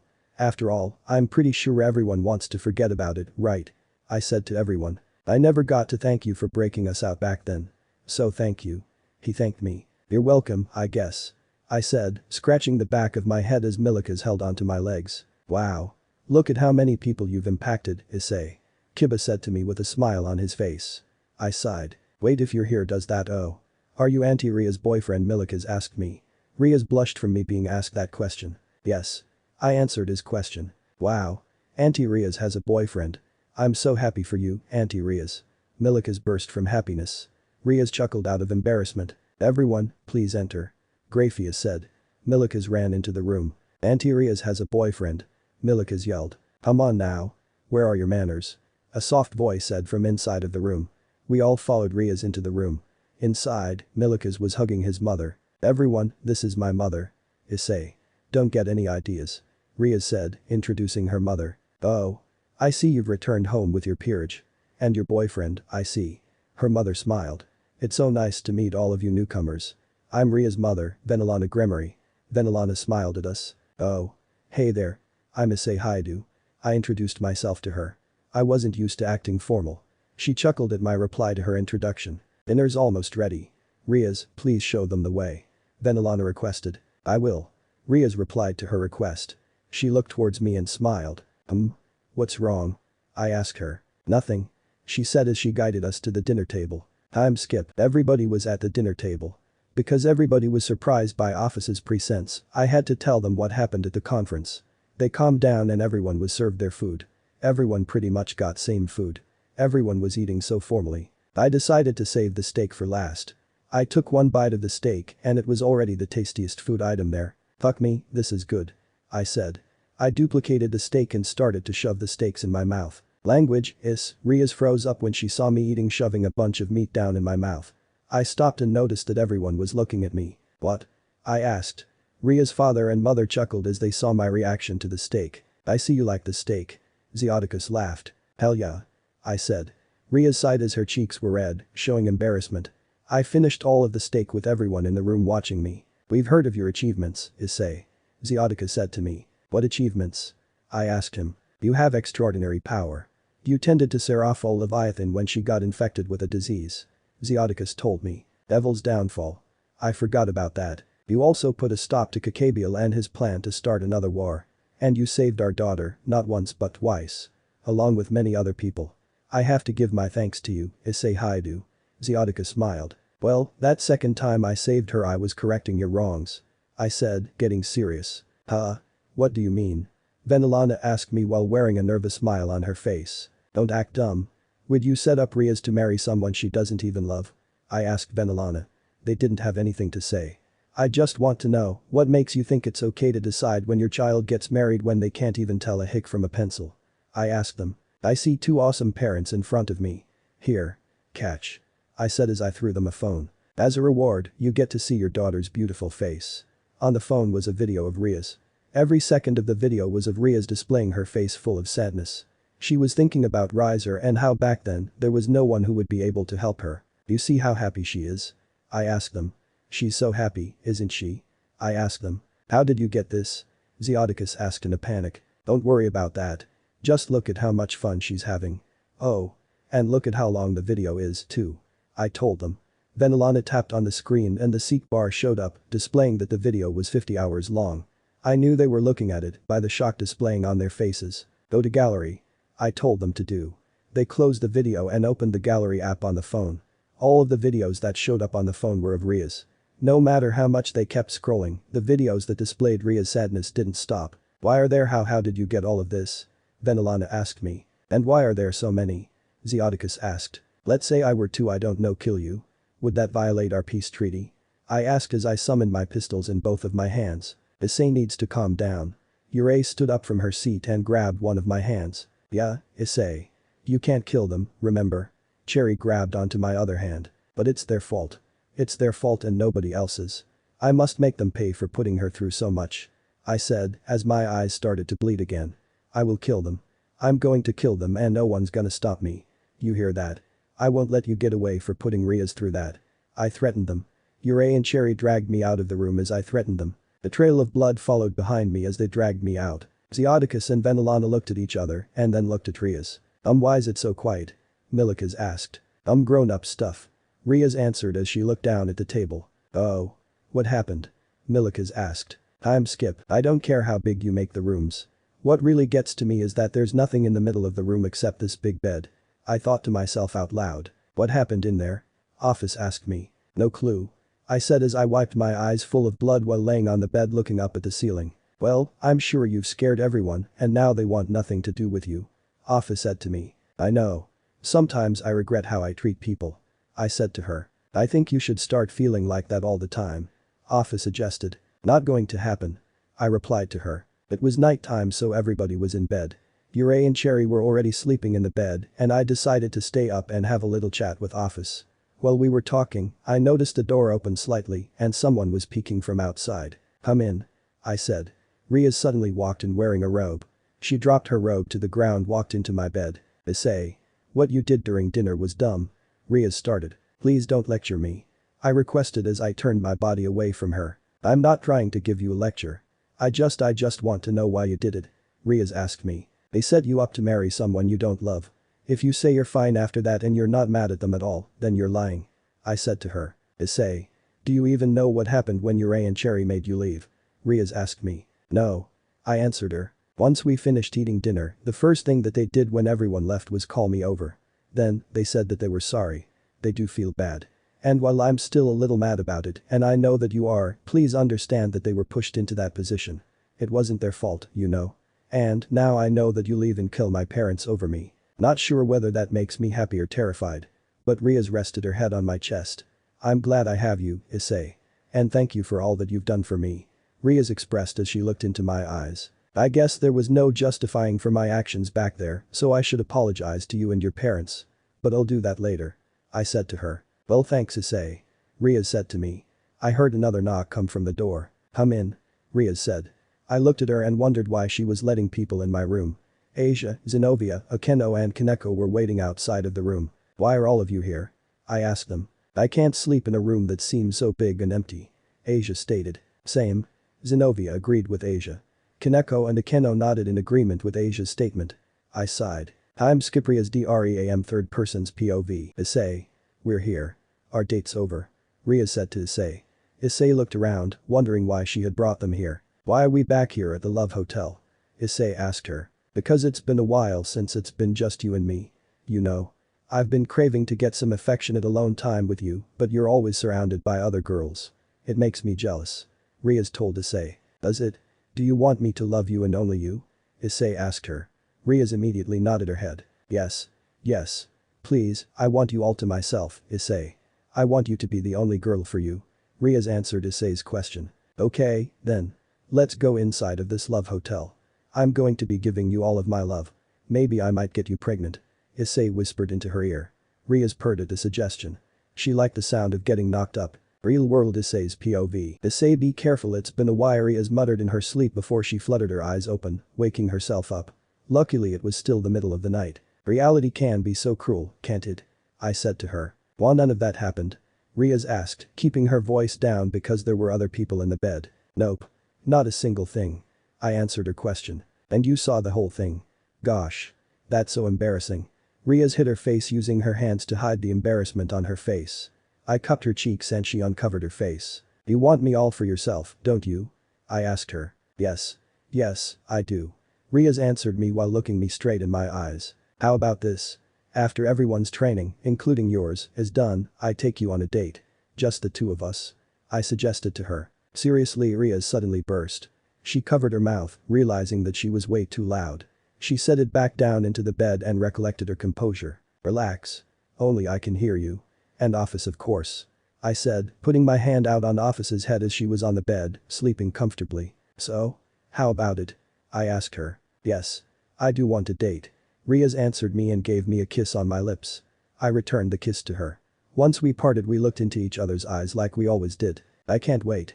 Riaz said, full of anticipation. I know. I promise it'll happen. Let's go to sleep.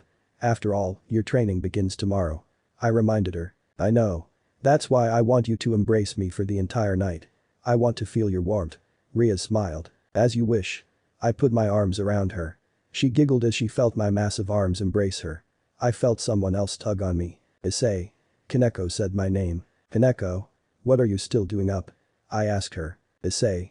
Could you embrace me too? Kaneko blushed as she was asking me that question. Sure. I summoned my other pair of arms. Get in here. I said to her. Kaneko smiled. Thanks. She said as she too was in the same position as Riaz. My, Kaneko. You seem to love copying me. Riaz teased her. I'm not. I just wanted to feel more of Issei's warmth. Kaneko cooed as she shut her eyes and went to sleep. Riaz giggled and gave me a quick kiss before she joined everyone and went to sleep as well. My. How far I've come. I said to myself before I drifted off to sleep with everyone else. Let me know in the comments below if you guys want the next part. Also check out my other video that has been shown and left. Thank you for watching. If you enjoyed this video, please like and share this video. And have a fantastic day. Bye.